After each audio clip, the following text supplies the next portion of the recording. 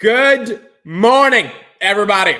Welcome back to another episode of the Market Open. It is Thursday, August 21st, and we are live from Miami, Florida. Thank you all for being here, and we're here. I got in last night.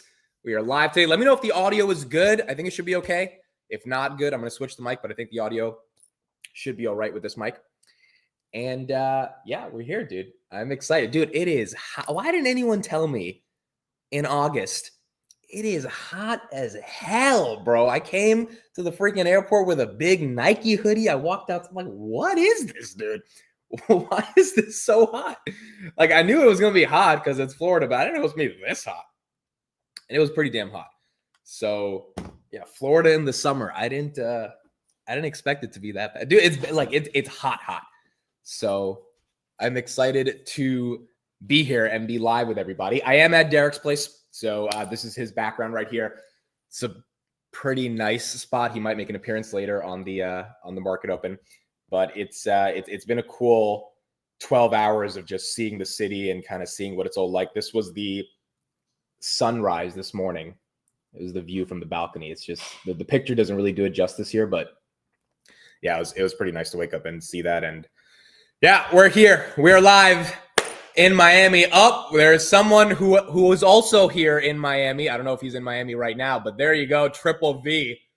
I'm with your buddy, bro. I'm with your buddy. For those that don't know, Triple V and Derek are very, very good friends. That's how I know Triple V from Derek. For those that don't know Derek, that are new to the channel, it's a big mentor in my life. Someone who kind of last year took me under his wing and got me to learn more about the nature of investing, particularly in the private markets and stuff like that. Just a life mentor as well.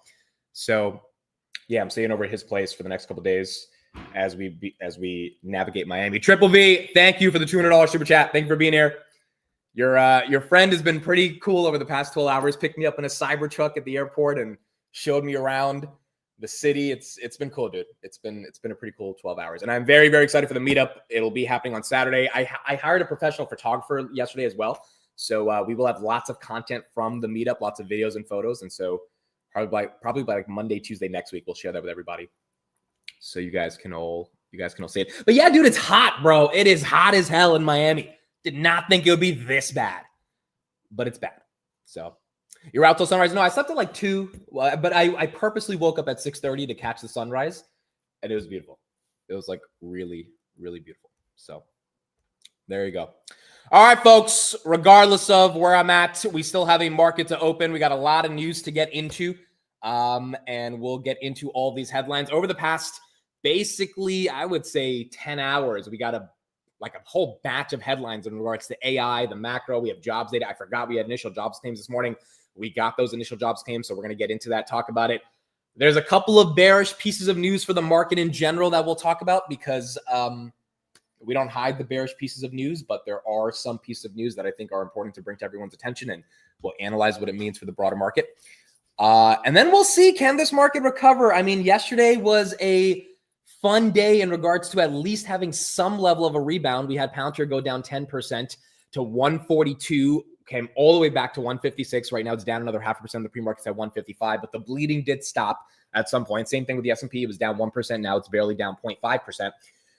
But it could have been a dead cat bounce. It could have been a head fake. It could have been one of those moves where it's like, all right, you get a little bit of momentum after the drawdown, but that momentum is not enough to sustain an actual bottom on an intraday, intra-week, or intra-month time frame. And today is going to be important because Powell speaks tomorrow, and we're going to see what the heck Powell says to kind of determine the state of the macro, state of the markets, but also will the markets be sympathetic to give us a little bit of a bounce going into Powell, given the markets don't really know exactly what he's going to say. Now, we did get the Fed minutes yesterday, and we'll recap that because that gives us a hint of how hawkish or dovish he's going to be. And so we'll talk about that. But ultimately, tomorrow we'll be determining a lot of stuff given we have Powell really determining the state of the trajectory on rate cuts. So it'll be exciting. It'll be very, very exciting. And we're going to see how this ends up playing out for Powell. Wait until 2 p.m., dude. I got here last night at like 8, and it was hot. I can't imagine 2 p.m. Like New Jersey in the summertime is hot, but it's not anywhere near. Like I was wearing a hoodie yesterday in New Jersey because it was like, it was a little not chilly, but it's like enough to wear a hoodie.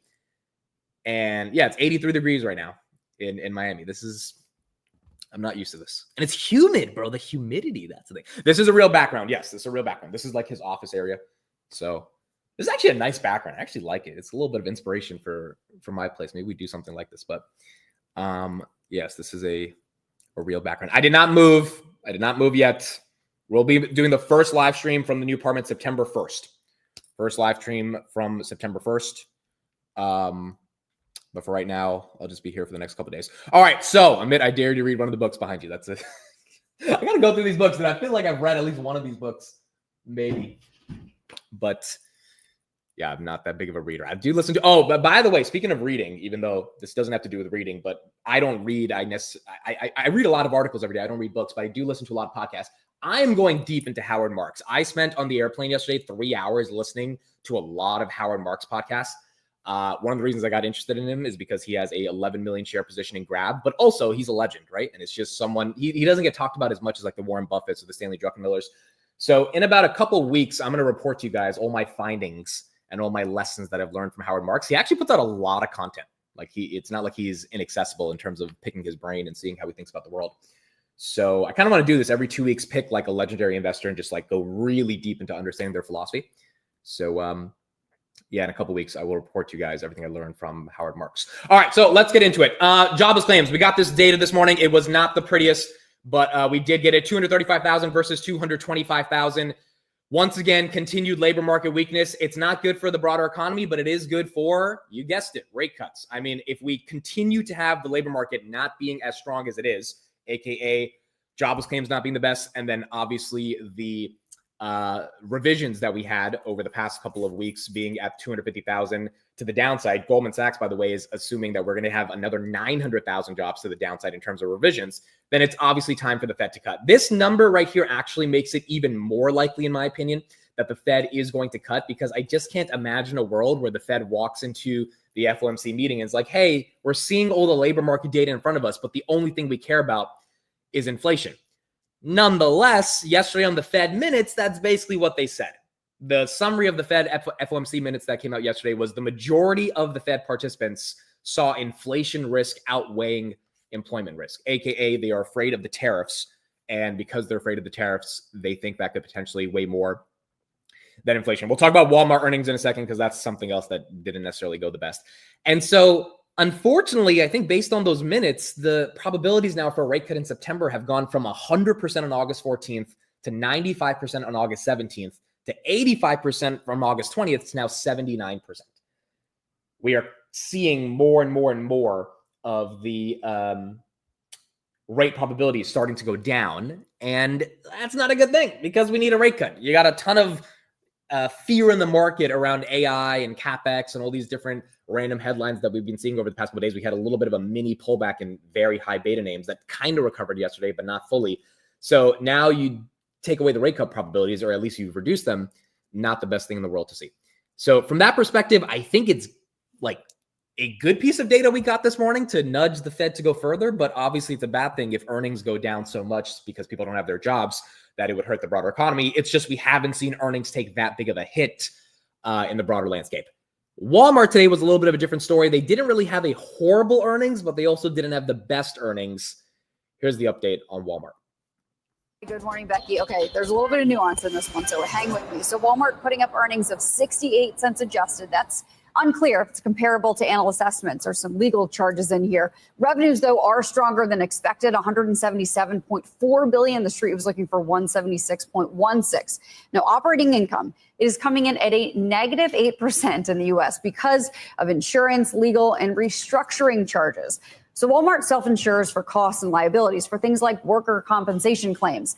So it was $450 million this quarter. That's 560 basis points to operating income, or 4 to 5 cents of earnings. Without it, the company says operating income margin would have been about 6%. That's more of what we expect from them. Now, Walmart is increasing its full year guidance for sales and adjusted earnings. Walmart's U.S. same-store sales growth streak continues. 45 straight quarters of growth, comps up 4.6%. Analysts were looking for that to grow 4%. Grocery, health, and wellness, those are the categories that led the way. U.S. inventory up, but just 2.2%. Digital sales grew 26% in the U.S., and profitability there doubled. Now, the first time the retailer reported profitability was actually last quarter for that digital business. So that's something to note that it doubled already. Advertising up 31% in the United States. I spoke with Walmart CFO John David Rainey, who said, quote, there are certainly areas where we have fully absorbed the impact of higher tariff costs. There are other areas where we've had to pass some of those costs along. That right there is the headline. So Walmart beat on revenue. They missed on EPS. Obviously, EPS is a function of the net income margin you can get on that revenue. That margin did slightly go down, even if they raised their guidance. So the raising the guidance is good. Keeping their 2025 guidance is good. But then that sentence right there saying, hey, we're eating some of the costs, but, you know, the consumers have to eat the other costs. And that's what's hurting their margins, potentially hurting their volumes. And as a result, the market's like, all right, it's not horrible, it's not the best, but it makes us feel uneasy that Walmart's going to succeed in a perfect environment, because the environment obviously isn't perfect, given all the general macro uncertainties we have over the coming years. At these tariff impact costs, our costs will continue to drift upwards. We try to be aggressive here on price and minimize the impact for consumers. We've had 7,400 price rollbacks in the most recent quarter. That's an increase of 2,000 from the prior period. Now, on the consumer, Rainey said, quote, they continue to be very resilient. Private brand penetration in the U.S. business pretty flat. They continue to be choiceful, they being consumers looking for value. And Rainey called out some new strength in general merchandise, particularly a few areas like apparel, fashion that really shined for us. In fact, So that's the takeaway. Certain categories went up, certain categories went down. Margins slightly went up in certain areas like apparel. Other margins went down. And then you had fiscal year 2026 guidance that stayed afloat. Now, Walmart was down 1% last time I checked it. It's down 3%. I mean, 3% is not that crazy on Walmart. It's not that volatile of stock. It is up over 90% over the past year. So, you know, it has had a really good run over the past 365 days, but it's not been that big of a mover. Walmart, by the way, is an $818 billion company, $200 billion away from getting to $1 trillion. So what is the takeaway from these earnings? I mean, it's hard to say. It's not easy to be like, well, the consumer's eating every cost when it comes to tariffs. But the consumer is definitely eating some of the costs, which means that some prices are rising up. And until we get, I would say, at least another 2 quarters of data on if that's actually affecting demand, because obviously that could affect demand, right? If tariffs go up or if prices go up, then people might just not easily buy those products. That could lead to some downside. But the problem is, if all the other retailers are doing that, like Walmart already, at least in the United States, is the cheapest place from my perspective to buy anything. So if Walmart's increasing prices by like 2-3%, the other guys that also, you know, fight for like razor thin margins are probably going to raise them as well. And they're probably going to be way more expensive than Walmart. So I don't think it's going to be a Walmart specific situation in terms of Walmart uniquely gets affected. I think the broader trend of raising prices on consumers could lead to an issue. And that issue not even is consumer demand, because actually consumer demand going down because of inflation going up is something Powell would want to see. The real issue is inflation going up because of prices going higher. And that is something that the Fed is very, very, scared about, which is what we have to understand. But yes, I agree with Doug right here. This is exactly the most likely predicted scenario from Walmart, which is why I think, the stock's not down 10% or anything crazy just because they missed on EPS. Also, I think there was some accounting reasons for why they missed on EPS. They missed by like 7 cents. But it's not something the street's like, oh my goodness, we have no problems to deal with when it comes to inflation pricing. Walmart does a good job of not passing on too much extra cost to consumers, bad for their margins, but doing the right thing for the American public. They'll save on corporate taxes going forward. Yeah, and also remember, Basent and the Walmart president are like cool with each other. And they had a breakfast like a month ago. And Basent kind of nudged them and said, hey, can you just not put the prices on the consumers so people don't blame us for tariffs? And the Walmart CEO basically said, all right, fine. He's trying to stay in good graces with the administration. And so for Walmart shareholders, that might not be the best, but obviously for the consumer, that might be in a bit of a better situation. So we're going to have to see. We're going to have to see how that plays out. But that was one of the main headlines this morning. The other main headline this morning is we do have something official on the US and the EU. Remember all those promises that the EU was going to spend $750 billion and invest this money? Today, the United States and the EU actually released a full memo explaining exactly what they're going to do. And I think the street, we're not seeing too much reaction from it in the morning, but is definitely happy that that is now official. This morning, laying out more specifics around their trade agreement that was announced earlier this summer. Now, a senior administration official who was briefing reporters last night called this a positive step forward. And he said the administration's goal here is to use trade agreements like this one to layer the World Trade Organization and make the international body less relevant. Now, the statement says the European Union intends to eliminate tariffs on all U.S. industrial goods and to provide preferential market access for a wide range of U.S. seafood and agricultural goods. And in it, the United States commits to apply the higher of either the U.S. most favored nation tariff rate or a tariff rate of 15% on goods from the European Union. So 15% across the board, basically. Now, one key point of contention here has been the auto industry. In the statement, the U.S. says it's going to reduce tariffs on European automobiles, but only after the EU formally introduces the necessary legislative proposal to enact tariff reductions itself. So a senior administrator. So these are all the agreements: 15% tariffs, U.S. to lower auto tariffs once the EU passes a matching tariff cut legislation. They have the $750 billion in natural gas, $40 billion of U.S. AI chips, $600 billion of strategic sector investments in the U.S. by 2028. So Trump's giving them basically 2.5 years to invest in the United States. I don't know if EU firms will actually put in $600 billion in strategic investments in 2.5 years. Like, that feels like a stretch, but nonetheless, that's on the joint statement. So the EU had to sign off on this. And so if so, I mean, that's a great thing if they're actually going to invest that much money. But we're going to see how that plays out. Then they have cooperation on steel and aluminum. Did I just say aluminum, dude? Aluminum. Joint commitment to tackle digital trade barriers. And then the rest of the things that they agreed to that we saw at the press conference 2 weeks ago. So look, this is a good thing. It's not horrible. It's just this labor market data we got this morning, along with the general uneasiness of the market not being as strong as it was over the past couple of days based on all the volatility and high beta, I think is why we're not seeing that big of a reaction.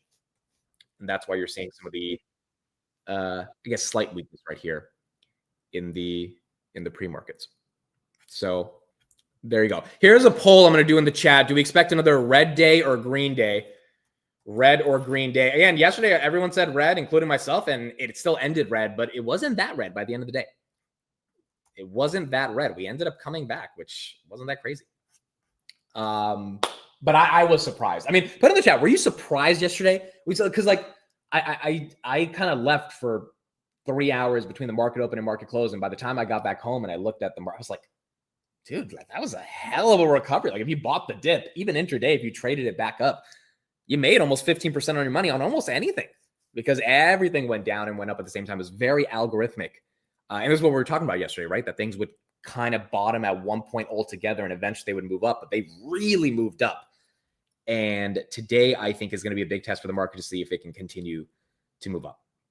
So we're going to see how this ends up playing out. NVIDIA right here, down about 0.5%. NVIDIA was at 168, now it's at 175. Hoodie was at 99, now it's at 103. Palantir, obviously 142 to 155. S&P was at almost 629. Now it's at 638. Bitcoin and Ethereum didn't really tank yesterday, but they're not really going that much higher either. Ethereum was at 4,000. Now it's at 4,200. I think Bitcoin was at 112. Now at 113. So it didn't take too big of a hit, but it also didn't get too much of a gain. Google right here, down about 0.5%. NVIDIA down 0.5%. And MicroStrategy down another 1.47. That one was up 2.3% yesterday as well. It's going to be flat till Jackson Hole. Yeah, I mean, so here's the thing. Now, so this is the other point I wanted to make on the FOMC minutes. The FOMC minutes said that the Fed cares more about inflation than the labor market, which to me is just like, okay, no cuts. Because if you care more about inflation, you would not cut interest rates. And that is exactly what the Fed said. But the market rallied yesterday. The minutes came out at 2 p.m. and by 4 p.m., everything was up basically from where it was at 9:30. You would expect things to go down further because if Powell mimics what the minutes said on Friday, then he's going to be hawkish. There's no doubt about it. Objectively, he is going to be hawkish. And I kind of think he's going to be hawkish, but the market's like, we're not going to believe it until he actually says the syllables himself that we can hear of him being hawkish for us to think that this Fed is not going to actually lower rates going into September. Because I just think the market's convinced that there's no way in hell Powell actually doesn't cut rates. And I think it would surprise everyone, but like, yeah, there's a world where he doesn't. And the question is going to be, what route does he ultimately take going into September? But those Fed minutes didn't make it seem like he was going to easily say it is time to cut rates. Not to mention, we're in the middle half of August, getting into September. It tends to be weak. So, you just have a lot of headlines coming back and forth in a seasonally weak time. And it seems like that's some of the pain that's coming on right now. All right, let's look at two pieces of bearish news. I have two macro historical pieces of data that will be good for the bulls to listen to. It's a little bit of confirmation bias, but it's also looking at some historical data on the nature of this bull market. But before I get to that, I want to show some bearish pieces of news because on this show, we don't hide from the bearish pieces of news. And I saw these two pieces of news yesterday, and I don't know what to say other than bearish. The first thing is Kanye West, hip-hop musical legend, has launched a coin. The official Yeezy token just dropped. The official Yeezy token just dropped. This thing went up 10x last night from 200 million to 2 billion. I don't know where it's sitting at right now, but there's people that did get rugged on it. I think it's slightly down. I don't know exactly how it opened, but I just saw a bunch of pictures of like the thing spiking up, people making some trades, and I saw someone saying he lost 500,000. So look, this is not good to see in a market where we are trying to say deserves more of a multiple, right? Everyone's like, oh, S&P to 7,000. It's like, well, yeah, but like if there's that much money out there for Kanye West, who is supposed to be like very wealthy, he's Kanye freaking West. Like either his finances are horrible or he's just like more in tune with grifting. And it's very sad that very rich people that have excessive levels of wealth are grifting. Chamath, more rich than you could ever imagine. And he's like, no, I still want to launch a SPAC and grift. And so you have the Chamath SPAC. You have Kanye freaking West saying, let's launch a meme coin when he's not even in the crypto world. And then you have this shit. And this shit to me just pissed me off. Okay. This shit to me just pissed me off. Embry Digital holds 450 million in Bitcoin, but they are trading at a $340 million market cap. This is a company that raised as a Bitcoin treasury. Hedge funds have been dumping their shares recently. Their CEO put out a video trying to convince people why to buy their stock. And his argument is that because our market cap is lower than the amount of Bitcoin on our balance sheet, you're basically getting Bitcoin at a $20,000 discount. If you're a believer in Bitcoin, something really interesting is happening. Bitcoin spot is roughly 115,000. Our shares of Embry Digital are being offered at effectively $89,000 per BTC. As of this morning, the 19th of August, you can buy into a portfolio holding 4,056 Bitcoin, representing a more than 20% discount to the value of those holdings. Some impatient hedge funds are exiting, driving down the share price, creating an opportunity to effectively buy BTC at a significant discount to spot price. So what are we doing? We are buying back as many shares as we are permitted to under our corporate repurchase program. Let me walk you through it. We own 4,056 BTC. $9.30 of BTC value per share. The stock is trading at roughly $7.25, or a 24% discount to the Bitcoin portfolio value. Please do your own analysis based on your time of watching this video, but I believe you will come to the same conclusion. You know how people say, oh, Karp pumps the stock, or Jensen pumps the stock, or Elon pumps it. Dude, those CEOs have never said some shit like this, where they're saying the price of the stock compared to the discount of where their Bitcoin is on the balance sheet, and literally saying, please do your own analysis to try to figure out that a company that's down 92% over the past year, that for some reason is a more strategic Bitcoin treasury than MicroStrategy, because their 4,000 Bitcoin are worth more than MicroStrategy's 620,000 Bitcoin for some reason, is a better place for retail to put their capital in. I mean, dude, this is just like, it's not, I don't know. I don't like seeing this. Angel says, shouldn't this be bullish? If people have money to gamble to put those coins, there should be money to put into real assets. So that's one way to interpret it. The way that I'm interpreting it is that there is too much money that is out there. People have, like, there's just too much profits that people have made, that now money is going into stuff that is stupid. Because again, money is scarce. If you have less money, you're not going to gamble it or put it into stupid things because you want to protect that money. If you have way too much money, this was the whole problem in 2021 because interest rates were so low, the cost of capital was so cheap, you could put that money anywhere. We haven't even talked about the private equity bubble in a couple months, but private equity is going through some of the same problems. Private equity's entire business model from basically 2004 to 2019, or actually 2021, was based on cheap borrowing costs and then finding businesses that they could add some value to, and then using the leverage on those cheap borrowing costs to then pump those businesses higher and then dump them on someone else who saw some value. And then when rates went up, all of that went away. The scary thing about this is rates are going up, or rates have been up historically over the past 2 years, and you're seeing nonsense like this. And then this is the worst thing I saw yesterday, which, to be honest, I'm going to critique it, but it's also making me want to throw $3,000 into this because, I mean, at some point you got to commend the commitment to it, right? And you guys might know what I mean by saying $3,000. It would be 1,000 shares. Ladies and gentlemen, Eric Jackson, the Open Door ringleader. This is the video he posted yesterday. Hey, this is Eric Jackson in front of Drake's house. Day one. We're going to keep coming back until Drake buys 1 share in Open Door Technologies. He's in front of Drake's house in Canada, and his new marketing scheme to get people to buy the stock is every day he's going to go in front of his house and he's going to hold a whiteboard that says day 1, day 2, day 3, buy Open Door. And he's trying to get Drake, which from my understanding has a lot more money than Kanye, to buy Open Door stock.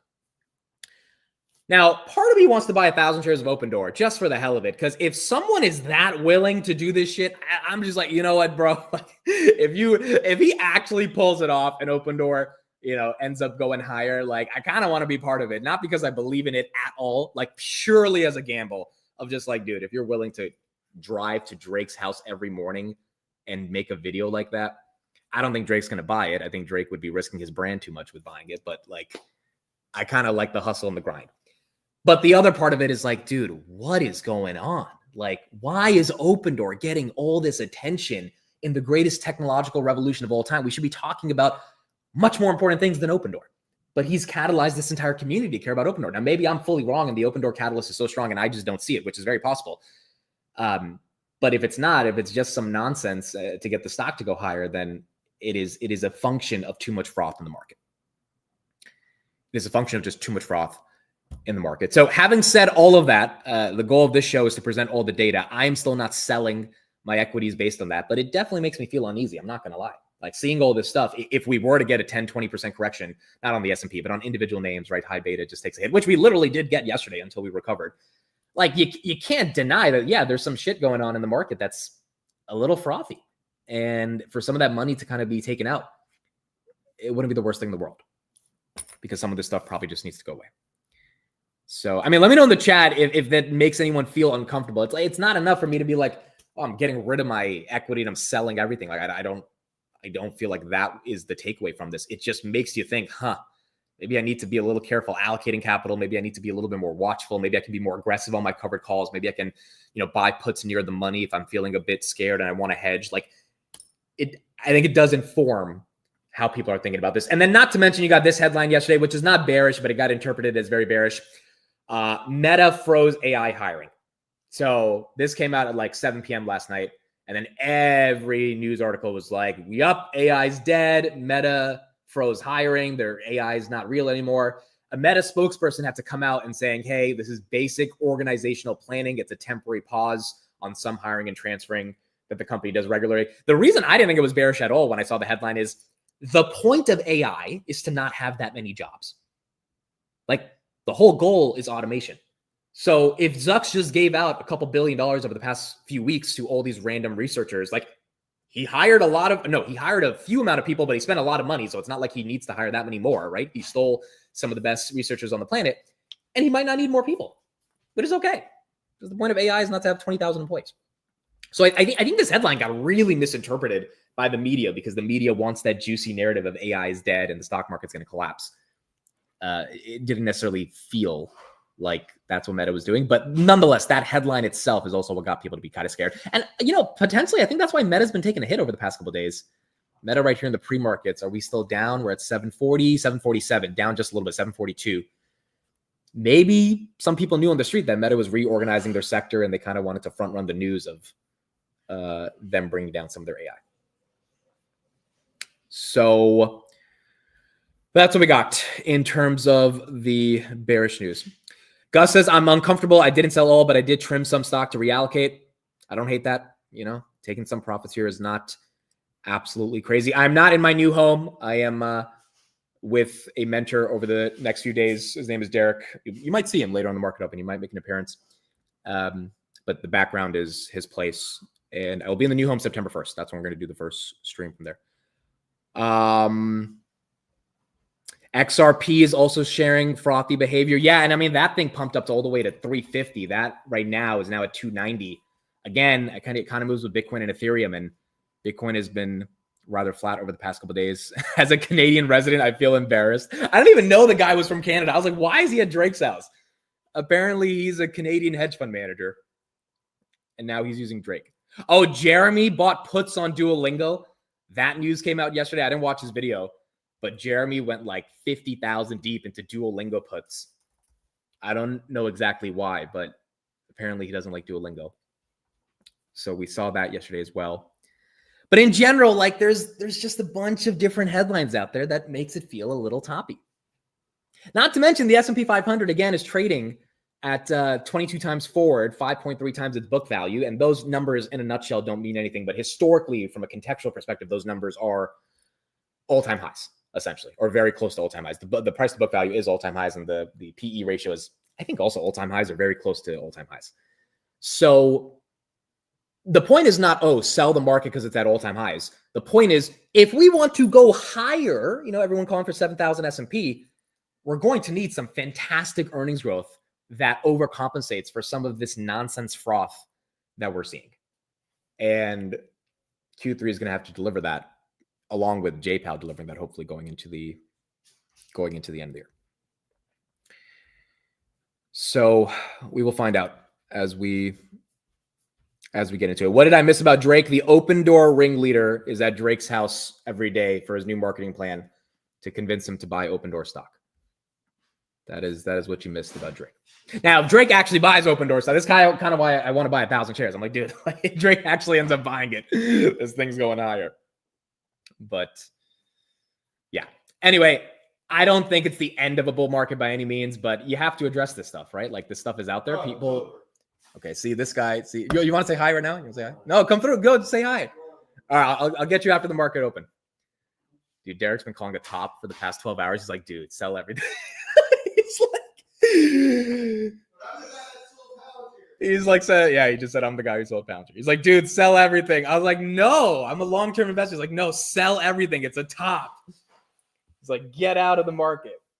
You can tell everyone I'm the worst. I just told BBB I'm the worst investor ever. So don't ever listen to me. That's true. Triple V. Can you guys hear him? He might not be as close to the mic. He just said Triple V, who gives the super chats every morning, who's one of Derek's like best friends. He said Triple V is a way better investor than me because Triple V holds on. I'm terrible. I'm the worst. Yeah, Triple V actually holds on to his stocks. Derek had a lot of Palantir, bro. He had a lot of Palantir, but he sold it like 700% ago. But he had a lot of it because he looked at it from a value perspective and he's like, all right, it's getting expensive. And then Palantir just kept getting more expensive. And, you know, now it is where it is today. But look, I think he's being he's joking as well when he's saying sell everything. But, you know, Derek's been through the cycles and he's seen market tops. He lost a lot of money in the dot-com bubble. So he's like felt the pain of losing everything. And so he's seeing the same stuff that all of us are seeing in the market. And he's like, look, it's kind of frothy. It's kind of freaking frothy. Every 500 days. He also thinks historically, every 500 days, Bitcoin tends to also 500 days post-halving and 500 days after, or 500 days before the halving, 500 days after the halving is when you see Bitcoin go through its cycle. And so he's not that bullish Bitcoin either right now because he's like, well, we're getting close to the end of Bitcoin cycle. Now, I think institutionally, you have a lot more interest in Bitcoin than you did in the previous cycle back in 2022. But who knows? Who knows? We're going to have to see how this ends up playing out over the next coming weeks. So that's some of the bearish news. Let's look at some of the bullish news to get a little bit of confirmation bias right here. Actually, before I show you some of the bullish news, we did get a clip by Brian Armstrong yesterday. Speaking of Bitcoin, he thinks Bitcoin's going to $1 million in the next 5 years. You know, the rough idea I have in my head is like we'll see $1 million Bitcoin by 2030, and there's high error bars around these things. But you know, just to give you a couple of data points, right? It's like we're starting to see regulatory clarity emerge in the United States, which I think is a bellwether for the rest of the G20. Have the Genius Act passed now for stablecoins, but this market structure bill is being debated in the Senate. Fingers crossed, something could happen by the end of this year. That would be a huge milestone. The United States government now has a strategic Bitcoin reserve. So that is, if you'd asked me 5 years ago, that would have been kind of like vision board. Someone would have said, "You're crazy." Like the United States government's not going to officially hold Bitcoin. But if they do that, which there's now an executive order to do, I think a bunch of other countries are going to do that. We've seen a lot of interest from sovereigns, right? I think Coinbase actually provides crypto services to about 140 government entities that, believe it or not, like at both federal, state, local, and internationally. So governments are now getting more and more engaged in this. And you can imagine the big pools of capital around the world. And there's a lot of, so I don't see the regulatory thing going away. That was one of the big risks is the government going to shut this down? I think that risk has been severely diminished. And then, is there going to be some flaw found in the Bitcoin protocol? I think that's been severely combed over at this point. We need to make sure we upgrade it to a post-quantum cryptography. But aren't elliptic curves already post-quantum or no? They are theoretically, I believe. I don't. No one really good to nail that down. It's a little untested, but I believe there is a path where the Bitcoin core team and Ethereum and Solana, everyone, they're looking at proposals now to upgrade to even definitely post-quantum. Yes. Well, look, 1 million Bitcoin by 2030. I don't know if that's going to happen. That's actually low on some price targets compared to Cathie Wood and Michael Saylor. But the regulatory environment, which was kind of the core point of what he was saying, is there for Bitcoin to succeed. Because Trump's let loose the regulatory environment along with Paul Atkins as the SEC head chair. So if there's a world where Bitcoin does this, then I think it's over the next 5 years, maybe not 1 million, but it has the potential to go higher given the regulations are set for it. But you would also need liquidity. You also need a bull market. You need so many different dynamics from a macro perspective to get Bitcoin to get to those levels. And that money's got to come from somewhere. It's either got to get out of assets or it's got to be printed, theoretically. So I think over the coming 5 years, we're going to see how that plays out. But you do have a lot of differing opinions on where the state of this bull market can go in the future. I mean, Howard Marks, who, again, I'm getting deep into in terms of understanding his philosophy, we'll watch a clip of him later. He was on Bloomberg yesterday, and he said, essentially, to summarize what he said, I'm not pounding the alarm in terms of it's a bubble sell, but I am saying it is getting close to a bubble. He's basically saying we're in 1997. Now, you got to take his words with a grain of salt because although he's a market expert, the guy does not invest in technology. So he has no understanding, and he's admitted himself, he has no understanding of NVIDIA and AI and productivity and all this. Like, he's a credit investor. He invests in bonds, which is why Grab is so interesting to me because I'm like, why is a credit guy getting into Grab? Obviously, he sees some opportunity here for him to get into stocks when he doesn't really buy stocks. But his argument is, hey, this is getting close to being a bubble just from a valuation perspective. It's up to AI as the tailwind over the next 5 years to prove that it's not a bubble, and we're going to have to see. And Sam Altman coming out over the past couple of days saying, hey, I think AI is overhyped a little bit, and I think he's trying to pump OpenAI and de-pump some of the other AI companies that are out there. That also doesn't help. Even though it technically does help because there are some AI startups that have stupid multiples and valuations for no reason. But the general sentiment of what he's saying is not necessarily the best for people when they think of AI. Having said that, here are some more bullish arguments. So take a look at this. The Fed is expected to cut rates in 4 weeks. If they do, that'll be 9 months between rate cuts. Historically, long waits between cuts, between 5 and 12 months on September, that would be 9 months, can be quite bullish. The S&P 500 is higher a year later, 10 out of 11 times with above average returns. So if the Fed waits between 5 and 12 months to cut rates, on average, next year or 12 months later, the S&P 500 is up by 12.9%. So again, it's just, there's no opinion here, just historically when this has happened, this is how the market performs. And then here's another piece of macro data. When the Fed cuts interest rates within 2% of stock market all-time highs, the S&P 500 has gone on to finish higher over the next 12 months, 20 out of 20 times. So we're at all-time highs right now, within 2% of it. I think all-time highs was 647. We're at 638 right now. When the Fed cuts rates within 2% of those all-time highs, 12 months later, the S&P 500 is up 13.9%. on average, and that has happened 20 out of 20 times. So you might think these stats are BS. You might think there's nothing to read into it, but there is some historical precedent for what we're going through right now in regards to the cutting cycle with the Fed. But that historical data has to be matched with the fact that Kanye West is launching a meme coin. And I personally don't know how to reconcile that. And I guess over the coming weeks, we're going to see how this ends up actually playing out. So there we go. That's what we got in terms of some of the bearish and bullish news. Doug says, amid how many people have called froth and bubble over the last 3 years? Yeah, you're right. And this is why I'm not selling, right? Like in the midst of presenting you guys some of the frothiness that's going on, still it feels like Hood's going to be an amazing company in the next couple of years. Palantir is going to be an amazing company. NVIDIA is going to be an amazing company. Meta is going to be an amazing company. These companies are not going anywhere. These companies are the reason why the U.S. economy is where it is. And for there to be a bear market, this is what I was saying yesterday, for there to be a catalyst to create a drawdown like 2021, which I'm not saying is impossible, but you had the highest interest rates in 40 years in 2022. You had COVID in 2020. And I mean, before that, you had some foreign debt crises back in 2011, 2012 with Greece and Europe. But realistically, before that, it was 2008. So you need some really meaningful thing to happen to cause so much pain. And I don't know if we see that yet. The only thing that comes to my mind is that AI is a bubble, but I don't think it's a bubble. So then what is it? It's not the subprime mortgage crisis, because that's, we don't have that type of crisis right now, at least not that I know of. So what is it? What is that could cause that type of pain? And that doesn't mean we won't get pullbacks. That doesn't mean there won't be a slowdown. That doesn't mean next year maybe the S&P returns like 2%. Maybe it's flat. But it also means maybe there's not some crazy drawdown that people are expecting. And this was kind of the point I made yesterday as well in this tweet. If you bought Hood at 50 and it's down from 118 to 99 as it was yesterday, people screaming at you will make you think you're the biggest idiot in the world for not selling Hood at 118. In 5 years, if Hood is 250, you trying to sell at 118 to protect against a 20% downturn, which is normal, and then paying taxes on those gains, by the way, while hoping for a collapse back to 50, which would be a 50% drawdown from here. Again, it's possible, but investing like that, unless you're a hedge fund manager that's trying to hedge everything to the upside or the downside, it's just not as feasible. And so the smarter thing to do is to hold on. In my opinion, we talk a lot about covered calls because I think there's a way to benefit from the volatility, but not completely exit a position, because the exiting of the position and staying in cash means that you have to reallocate that capital. And unless you get that, fantastic market drawdown, you're not going to have that opportunity.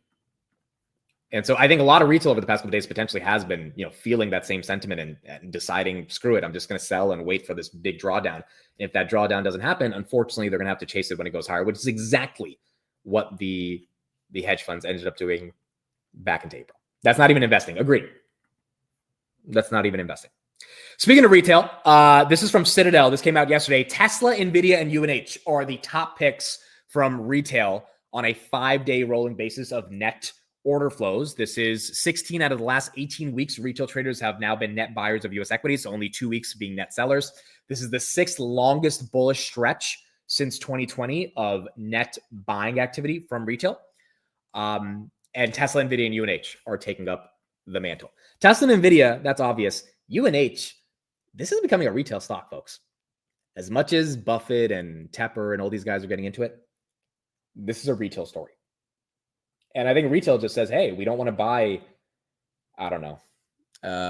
We don't want to buy speculation right now. You could, any speculative name throw out there. We want to be in something safe. And UNH, theoretically, when you look at the numbers, is very, very safe if you take away some of the DOJ and narrative risk. So I think that's actually kind of smart. Retail saying, hey, we don't want to buy things that are overpriced. We'd rather buy things that are underpriced, even if they have some narrative risk to it. But it is becoming one of those names along with NVIDIA and Tesla as a big retail name right here. So there you go. Finally, last thing, we have the market open in about, 30 seconds and about 40 seconds. Goldman Sachs. Remember yesterday, or not yesterday, last week, Goldman Sachs to buy calls on Palantir and AMD.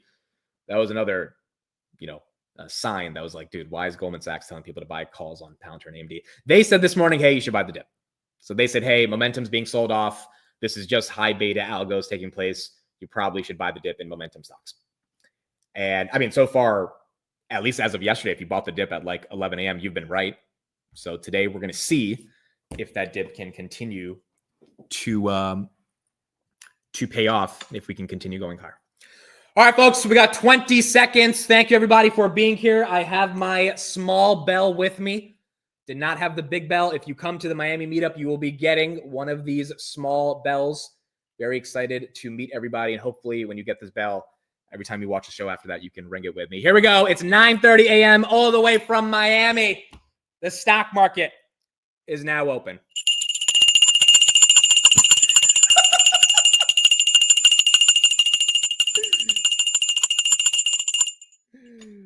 Derek started laughing. Everyone laughs, dude, when you ring the little bell. Everyone laughs. All right, here we go. NVIDIA, she's green, baby.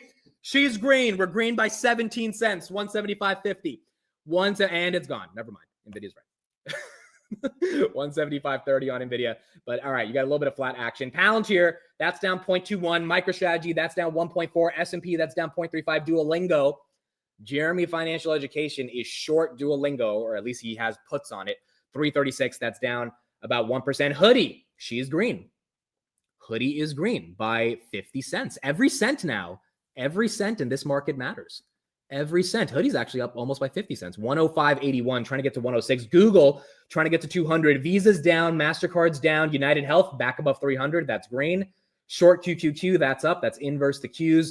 Bitmine, that's down 3.42%. That's the Tom Lee Ethereum Treasury. HIMS is up a little bit. SMH is down. Tesla's down. Microsoft's down. All of these names are down, but they're down like 0.3, 0.4%. So you're not seeing like a real red open, but they are slightly red. Reddit's down a couple cents. SoFi's down 8 cents. Coinbase is down $1. Rocket Lab is down 10 cents. Grab's actually green. Nebius is down a little bit. Figma's down 1.5. Novo's up a little bit. Oscar's down. Nubank's down. Nubank actually got upgraded by JP Morgan to $18 today. So they did get an upgrade. Intel, that's down 1.7. Amazon, that's down a little bit. Apple, 225 from 232. So that one taking a little bit of a hit. Palantir, 155. Again, that's down 1%. Not as bad, but that is red. I'm not seeing a lot of green. Over the past 2 days, we did see more green than red in the value sector. I'm not seeing that even in the value stocks. Salesforce is red. CoreWeave is green. Celsius is slightly red, but I'm also not seeing like deep red either in some of the tech names. Verizon is also red. Yeah. So some of the value names getting hit. Caterpillar, that one is also red. Home Depot, that one is, it looks like red. That one is also red, down 1%. Walmart, are we down 4%? Walmart, we are down 4.7%. So Walmart, I think, is taking down the retailers, and the utilities are starting to go down as well. CrowdStrike down 1%. Palo Alto down a little bit. And that one seems to go wet. Oh, we got a headline from The Guardian. Trump pulls out of acting as a peace broker, tells Putin and Zelensky to arrange bilateral talks themselves. Okay, not the best headline. Don't know if that's confirmed. That's from, Trump tweeted it. That was from The Guardian. Let me see what Trump tweeted. If that's the case, then maybe Trump is saying he can't get a deal done between these two guys. Oh boy, here we go. Here's a tweet. It is very hard, if not impossible, to win a war without attacking an invader's country. It's like a great team in sports that has a fantastic defense but is not allowed to play offensive. There is no chance of winning. It is like that with Ukraine and Russia. Crooked and grossly incompetent Joe Biden would not let Ukraine fight back, only defend. How did that work out? Regardless, this is a war that would have never happened if I were president. Zero chance. Interesting times ahead. Okay, so he's not confirming the Guardian headline, but it sounds like he's definitely annoyed at the negotiations. But the Guardian reporting right here that Trump is going to let these guys figure it out themselves and is going to stop trying to be the peace broker between them. Target right here down 1%. TSM up a little bit. Uber's up a little bit. Open Door 322. That one is flat. It's not down, but it is flat. SharpLink, that's down 4%. That is well below its MNAV on their Ethereum. Lockheed Martin, that's down. Applied Digital, that's down. Yeah, dude, everything's down. And anything that's green is a very slight green. Enphase is up 8 cents. That's green. Epsilera is up 2 cents. That's green. Uber is up 40 cents. That's green. TSM, I don't know why TSM is up with NVIDIA and AMD down, but that's great. Well, NVIDIA just went green. Okay, that's why TSM is up. So NVIDIA just went green. Hood just went green. Everything else high beta is red. AMD trying to go green, but not really doing it. NVIDIA now 176. Where is Palantir? Palantir still red, but it's trying to go green, very close to it. And then Tesla still red as well, 322.60. Hood, Grab, and NVIDIA are green, and Palantir is trying to get there. Wait, where's Grab? Are we at 505? 506. Okay. Grab getting a little bit of love right here. Walmart down 4, Nvidia up a little bit, but it's not a real green. I mean, it's not a green candle that looks like it has a lot of steam. It's like, 20 cents up, but at least it's not red. Why is CoreWeave green? Like, this is a weird price action. You got these random high beta names that are green, and then these other ones that are deep red, like Reddit, which was down 2%. Now it's down 0.5%. So it's trying to recover. Walmart right here, that's down. SoFi goes green. SoFi, again, great partnership they had yesterday in regards to blockchain remittances. I thought it was a great thing. SoFi right there, 22.65, but that one got sold off. And again, that was the point yesterday. Like SoFi going from 25 to 21 based on algos or whatever headline you want to give it. Did it deserve that? Probably not. Was that a oh my goodness, you have to buy the dip? Also probably not, because that's not really a deal in my opinion. But it's not like, oh my goodness, I need to sell my SoFi at 21. I bought at 15 because it's not at 24 anymore. So it's kind of just like you just sit on your shares and you see how this plays out. But it's not necessarily scary. Palantir goes green. Palantir goes green, 156.23. By the way, Citron Research, the firm that's shorting, they deleted their tweet yesterday. They deleted one of their tweets yesterday. And it's very ironic because, dude, the guy is literally being accused of market manipulation in the Central District of California. He had his court pre-motion trial on August 18th. And now he's deleting tweets. I'm not saying the deleting of the tweets are market manipulation, but it definitely doesn't look good when you're being accused of that. And now you're out here putting out statements when you have a lot of influence at Citron Research, and then you're deleting your tweets. Doesn't look the best, dude. Does not look the best. So that is one thing that was not the best for Citron yesterday. Palantir right here down 14 cents. So it's holding 155, 156, which at least is okay. By the way, right there, I see Arnie in the chat. I showed you guys this on the market close, but if you have not read Arnie's breakdown of the tweet that Citron put out, or of the report, which looks like it was written by ChatGPT, please make sure to read that. I will put that right here in the chat. You can click on it. If you're not following Arnie, you should follow Arnie as well on Twitter. But dude, it was just a masterclass of retail, once again, explaining to an institutional investor why they don't understand Palantir. And so it was very, very sophisticated analysis on what his comparison simply got wrong. Palantir right there, 155.87. Tesla goes green. There you go. Tesla 324. That goes green as well. So you got some Tesla momentum. Okay, so some of the other high betas coming to party. Nvidia now actually having a real green candle, up almost $1, 176.35. HIMS went green yesterday. HIMS continuing the green. Bitmine down 4%. Volumes are low this morning. Where are the volumes on the S&P? Yeah, dude, S&P traded 3 million shares. That is not a lot of. I know it's only 7 minutes into the open, but usually that's rather around 5.8 million on average you have in the first 10 minutes. So you have half the volume basically, which is reasonable, right? There's a lot of people on vacation, all that stuff, but still it is more thinly traded. Unity right here, that's down 2%. Roblox down 1.3. Big Bear down 1%. And then you got Reddit that goes green. Reddit goes green. Tempest goes green and A-Lab goes green. Okay, not bad. Tempest, 74.65. That's green. A-Lab, that one's been a big winner. Post earnings, 175. That's green. Hoodie, 107. Hoodie, 107. We get PMI in about how many minutes? We do have housing data today. We got U.S. initial jobless claims. That was worse than expected, 235 versus 225. Again, pointing to weakness in the labor market. We get PMI, I think, in 5 minutes. Yes, 7 minutes. And then we get home sales at 10 a.m. So we do have some of that macro data the market might be reacting to as well. Are you getting rid of Snap? I owned Snap for like a week and I day traded it. I made like $200 back in I think March. So I do not own Snap. I do think eventually Snap will go back above $8. That's kind of its historical range. But I guess the earnings were that bad that Snap has not recovered. Usually it tanks from 10 to 8 and then it gets back up above 8 and then it just stays there for like the next 3 months. But I guess the earnings were that bad that it's now below 7. And it makes sense because, again, Evan Spiegel said, hey, tariffs are affecting advertiser spend. And Snapchat already barely makes any money off ads because their demographic doesn't have the money to pay when they see an ad to buy a product like Meta does.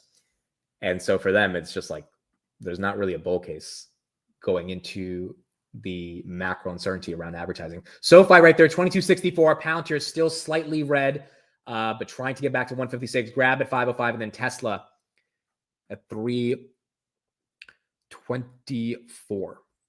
Why is Google up? Well, Google was holding 205 for the past couple of days. I don't think Google really deserved. There you go, back above 200 to go back to like 197.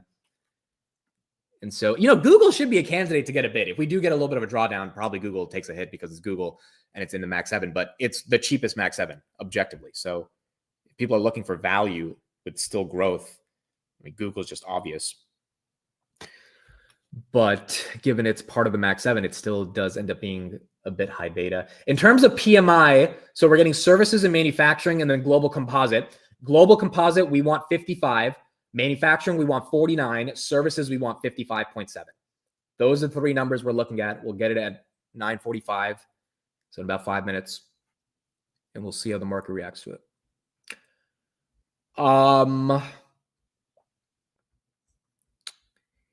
Tesla right there, 324 again. Google 200. Yes, Cracker Barrel did make a new logo yesterday. I've been to Cracker Barrel 2 times when I was in Kentucky, like 5 years ago. There's a debate tournament called the Tournament of Champions in Kentucky. And if you get invited to the tournament, that's one of the main places they have on campus. I didn't even know Cracker Barrel was that big of a brand, but apparently it is in like the Midwest. So they have a new marketing campaign they came out with yesterday. But that was one of the headlines we had yesterday. Oracle right here, 233, that's flat. MasterCard, that's down 1%. Bitcoin, 113. UNH goes below 300. And then HIMS still holding on to green. They removed the cracker and the barrel from the logo. Yeah, I did see people saying, why the heck did they do that? But that's what they did. They do have a good chicken and waffles. It's been a long time since I had it, but I remember that was the one meal that I enjoyed at Cracker Barrel. Spotify 700, Netflix 1213. You're not really seeing, the heat map we'll get in a couple minutes, and we'll see if the market is rotating at all. But I think it's kind of everything red or some quality high beta like Hood and NVIDIA green, and everything else barely getting a move. AMD 164 as well. That one's lagging behind NVIDIA. Why is ELF dumping? That's a good question. Don't know. My best guess would be Walmart. I don't know exactly what Walmart said about makeup and apparel, but if they said anything bearish, that could be a reason why ELF potentially is taking a hit. Ulta Beauty, let's see them as a proxy as well. Ulta, that's down as well. Okay, so it might be some fears around makeup in general. AppLovin is up. This is another one. Stanley Druckenmiller added this stock for 20C. This is a very good high quality beta. That's green. Hood is green. Hood and AppLovin, prime candidates for S&P 500 in September. But you got everything else that's kind of like trying to find its mojo. NVIDIA 175.95, Grab 504, and then Reddit right here at 219. Amazon literally doing nothing for the past 5 years. Thoughts on moving the money into something else? Amazon's interesting, dude, because you're right. Over the past, if you bought it right before COVID, it really didn't do much. And then it went down and it kind of stayed down for a while. And now it's like starting to get back to some of those levels. It is above, the COVID highs, but not that dramatically. I think Amazon's a winner over the next 10 years, but I think you have to be patient with Amazon. Remember, their operating margins went down last quarter, and AWS is amazing, but AWS is not growing as fast as Azure. That's just the truth. And so, although it might have more volume, but their volume, again, is comparable. Azure is at like 30 billion. I think AWS is at 32 billion. It's not growing faster. So I think Amazon is a buy and hold, and you don't think about it. But if you want to get more bang for your buck, I don't know. I don't know if Amazon hits 300 by the end of the year, and this becomes one of the best performing Max 7s. But if I had Amazon, I wouldn't sell it. I would just find a way to keep that in my portfolio forever. Rocket Lab right here, 40.9. That's up 0.5%. So Rocket Lab goes green, 41 now. Guys, we're probably not having the market close today. So yeah, most likely not the market close. I'll be out trying to not die in the heat of Miami. But we will have JPOW tomorrow. And so we'll be live for Powell's speech tomorrow. My uncle in the chat says, I sold some of my Amazon, need too much of patience. Option premium is also sad. Well, that is also a good point. The option premium on Amazon sucks. So same thing on Google. It's like Amazon and Google are just not that volatile, right? So you're not going to get really good premiums. So if you're trying to sell puts on them or sell calls on them, Like you're just not getting that much reward. And there are other places to rotate that cash. I think Powell's speaking at 2 p.m. tomorrow, 2:30 at Jackson Hole. So that will be 2:30 Eastern. 2:30 Eastern. You can convert that to whatever time zone you're in, but basically a couple hours before the market close. All right, PMI folks, we should be getting it very soon. Here we go. We got it. Let me see. We will then see how the market reacts to that. Here we go. Composite 55.4 versus 55.1. That's a beat. Services 55.4 versus 55.7. That's a miss. And then manufacturing, we're going to get in a second. Street wants 49.8. We got 53.3. That's a beat across the board, except services, which is a very slight miss. And all three of those are higher than the past month. On composite, last month we had 53. On manufacturing, we had 49.7. That's a big beat with 53.3. And services, we had 53. That's 55.4. That's a beat month over month. So you have 3 beats month over month. You have 2 beats against expectations for this quarter. That's, I don't think it has to shoot the S&P up. It definitely doesn't have to keep it down. S&P right there, no green candle yet, but not a massive red candle. Now down about 0.5%. For those that want the data, I'm putting the website in the chat. It's Trading Economics. You can see the data yourself from there. The speech is scheduled for 10 a.m. Really? Okay, I'll be live at 10 a.m. then. We'll stream it at 10 a.m. I thought the speech is usually at 2:30. All right, so then if the speech is at 10, I'll confirm and I'll try to see. But if the speech is at 10 a.m., then we'll watch it at 10 a.m. I just got a DM from someone who's coming to the meetup. He says, Amit, you probably have plans already, but you're welcome to my yacht while you're here in Miami. Just let me know. What is Miami, bro? Why does everyone have a yacht? What is this place? What is this place? Derek was showing me this place yesterday called Billionaires Row or something. Goodness gracious, dude. Sometimes it feels like the wealth in Miami is more than New York, dude. And a lot of that wealth is coming to Miami because freaking New York and the taxes are getting ridiculous. No taxes. There you go. Derek's trying to get me to move to Miami. I'm like, dude, New York. New York is my soul. He's like, yeah, but your soul costs 15% for every dollar that you make. I'm like, that's true. That is true. The city that cocaine built. Yeah, there's definitely, dude, Scarface, which I did watch. It was my first taste of like understanding Miami, even though I watched it like 5 months ago. By the way, I realized I haven't been to Miami since I went on a cruise back in 2014. So I saw the Norwegian cruise line, cruise loading dock or whatever it's called. And I was like, dude, I remember coming here in 2014, but it's been a long time. It's been a long time. Meta right here, 740 or 739, just below 740. NVIDIA, 175. 175. Miami is New York South. Yeah, that's what it feels like. Dude, if New York got rid of taxes, I mean, that would be a game changer for that city. But now with, the new mayor, that's likely not going to happen. But Miami, just getting rid of taxes. If they get rid of property taxes too, like, I'm not at the point of financial, I'm not in the financial situation yet where I'm like that obsessed with how much I'm saving on taxes. Like, I think you have to be relatively wealthy to really, care about it. But who knows, dude, in the future, if it's up there for anybody, you start thinking Las Vegas, Texas, Florida, like you just don't want to pay more in taxes. So I understand the appeal. NVIDIA right there, 175. We get new home starts at 10 a.m. or new home sales. So we got 12 minutes till we get that data. But the market's not really reacting to that PMI. Robinhood just went red, 107 to 105. 635 on the S&P. A little bit of a green candle. You can see right there from 634.31. Bet outside of that, nothing crazy. Nothing too crazy with this price action. You will love Miami, says a former Floridian living in Miami who will move back soon, or living in MA. Dude, yeah, Miami to Massachusetts is different, even though I can't say the name of that state. Look, but dude, like being here and just like seeing the beach and like seeing the vibes and like also the women, my goodness, dude. We were walking at like 11 p.m. in Brickell City or whatever. That's like the Manhattan of Miami. My goodness, dude. My God. Like New York has some beautiful women, but Miami is different, bro. I stepped out of the Cybertruck. I looked to my left. I'm like, what is this place, bro? What is this place? You mean men? No, I don't mean men. I actually mean women. Goodness, dude, it was incredible. I'm just like, my dude, like it's that alone was like, dude, maybe I want to live in Miami. Maybe I want to live in Miami. But yeah, it would be hard to leave this place if you stay here for a long time.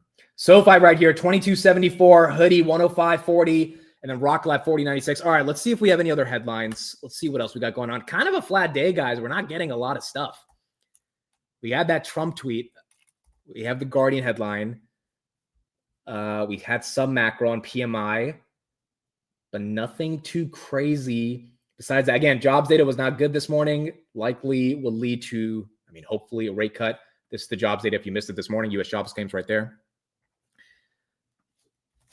But I think everyone's on hold until Powell. I think everyone on the seat of their edge for Powell. Exactly. Everyone on the seat of their edge for Powell. And it's not edge of your seat for those that think I'm saying it wrong. It's seat of your edge. Again, just like the hay in the needle stack, needle in the haystack comparison. On this channel, we actually say it correctly. So just making sure people understand that. Robinhood right there at 105.40.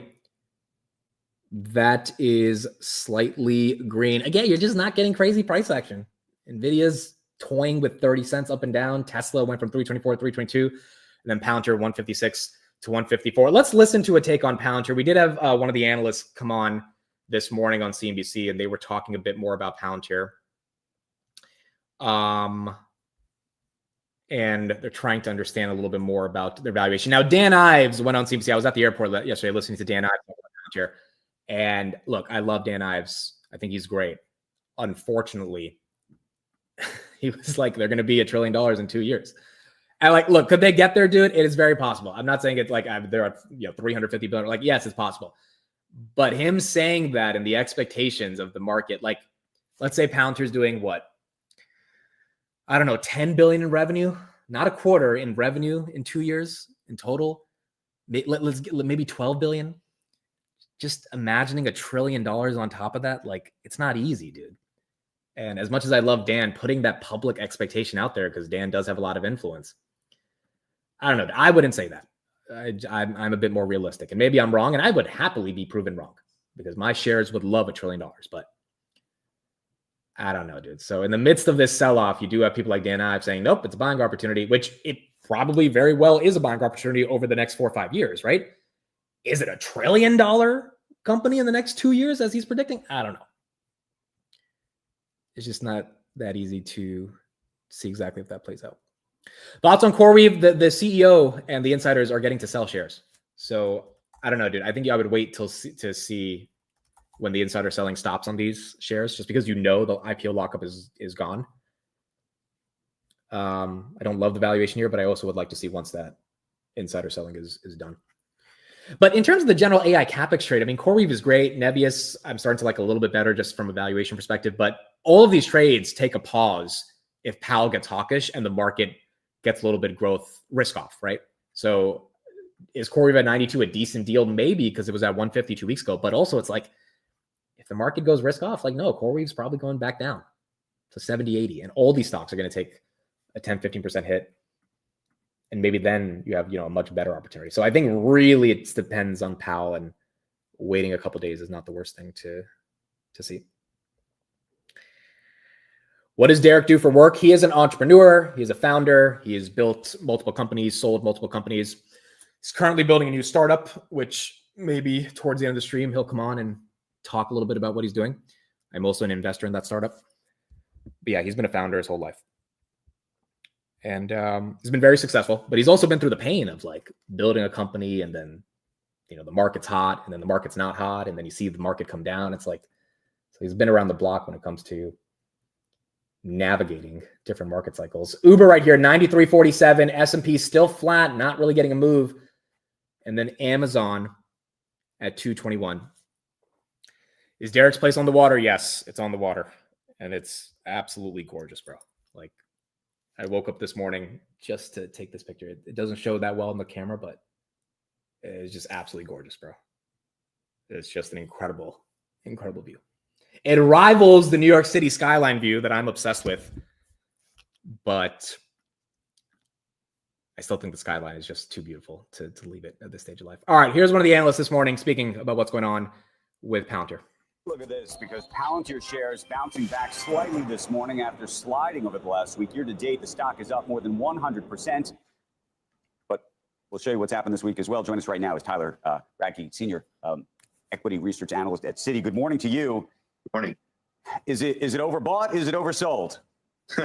Well, this stock, even despite its slide, is still trading at around 70 times forward revenue. So it's very much on the high end of valuation range, really across the broader market. But look, I mean, they had outstanding Q2 results, one of the biggest beats and raises we've seen from a public company. The cash flow margins are on their way above 40%. So kind of this combination of growth and profitability. People talk about a rule of 40. They are kind of in the rule of 80, rule of 90. So really outstanding momentum. I just think given the run in the stock, you've seen this across the market, even Microsoft blowout numbers, the stock has traded down ever since. I just think it's a bit of repositioning. Some of the August volatility you talked about. Right. We're still constructive on many of these AI winners. I think just for Palantir, just the track record of buying these high multiple stocks at these levels hasn't been great. Well, Tyler, the question is this one of those stocks that effectively the company grows into this price? There are really, we talk about Palantirians who just love this company. How much of this is almost like Tesla in that way? Yeah, for sure. And look, I mean, we've been wrong on the call up until this point over the last 2 years. But ultimately, I think to have confidence longer term, you got to believe what they do and their moat is durable. So the reason I think they're winning today is every organization around the planet is trying to get started with AI. And before you can deploy a model or an AI application, you have to get your data in order. So I think Palantir's data ontology product, which is their flagship product, it helps big businesses, governments around the world. They've gotten in the door very effectively with that. Even internally, large banks, you're starting to see good usage of that. I think over time, the rest of the industry is sort of following their playbook, right? And so just the what you have to underwrite from these levels, and given how fast the market is changing, the risk reward is just not something we're particularly excited about here. Tyler, if you were to identify one single company that you think competes with Palantir in this way, who would it be? So I think the closest ones would be the hyperscalers. But the reality is Palantir is a unique company, right? It is a combination of a software company and a services company. And so there's not really a true head-to-head overlap. I mean, no one is putting up the numbers close to them. Again, the hyperscalers, you look at Azure, they're growing. I'm not really talking about the numbers. I'm thinking about who else can organize your data as efficiently as they can, and how much of a moat and advantage do they have in that product than anybody else in this moment right now? Yeah, so I think the answer is there doesn't appear to be an obvious one today. But what about down the road, especially as you start thinking about what AI can do in terms of organizing your data and doing that? So that's really important, right? The fact that he's admitting, hey, as a professional analyst at Citibank, I can't really name a competitor that is going head to head with Palantir, which is part of the reason they get their multiple, even if he doesn't like the valuation. But it signals there is a moat here, and the market is paying for that moat. That data ontology. Again, Palantir is leaning into AI. We think they're doing an excellent job. But over time, you combine the resources that everybody else has out there, plus the power of this technology. It's unclear to me if that edge is sustainable, especially as we get into more AI use cases moving into production, adopting LLMs. Again, I think this data organization phase that we're in, that's going to evolve. That's kind of the early stage of this AI market. Again, that's why I think the Citron short is stupid. Like, Palantir does not have to go to $300 tomorrow, but it also does not have to go down to 40 when you can't clearly name a competitor. And again, it's not like, oh, Palantir doesn't have a competitor, therefore they deserve a multiple. It's like, no, Palantir doesn't have a competition, and they're growing almost 50% on the top and bottom line. So it's one thing to say you don't have a competitor. It's another thing to say you're capturing the entire market because there are no competitors. And so now, is the multiple still very expensive? Yes, but like the idea that you would short no competition and $1 billion in revenue per quarter that's accelerating at 50%, it's just hard to say that's a good short. It's hard to say, especially when your target is $40 on the short. Like, that is just overlooking. And Howard Marks was talking about this yesterday. I was listening to him on the airplane. Howard Marks was saying, hey, part of getting an edge in the market is being able to know something that people don't know. And the funniest thing about having an edge on a stock is that usually that edge is qualitative. It's not quantitative because everyone has the numbers. The numbers are publicly audited financials that anyone can see. So realistically, the only edge you can have on someone when you're trying to be a contrarian around a stock is you know something about the stock that other people don't know. From a quality perspective, you know something about their management, their culture, the product experience, something that is not seen in the PE ratio. And with Palantir, there's a lot of qualitative aspects that it seems like the short report is not looking at all, and is purely using the valuation, which I just don't know if that's the easiest way to make the short report. But nonetheless, that is one of the takes that Citibank had today on Palantir. Now, here's a heat map, folks, of what's going on. It is kind of how I predicted. It is red across the board. It is not a rotation like we saw over the past couple of days. We have slight green, as you can see. There's little red in different areas, but there is indeed red.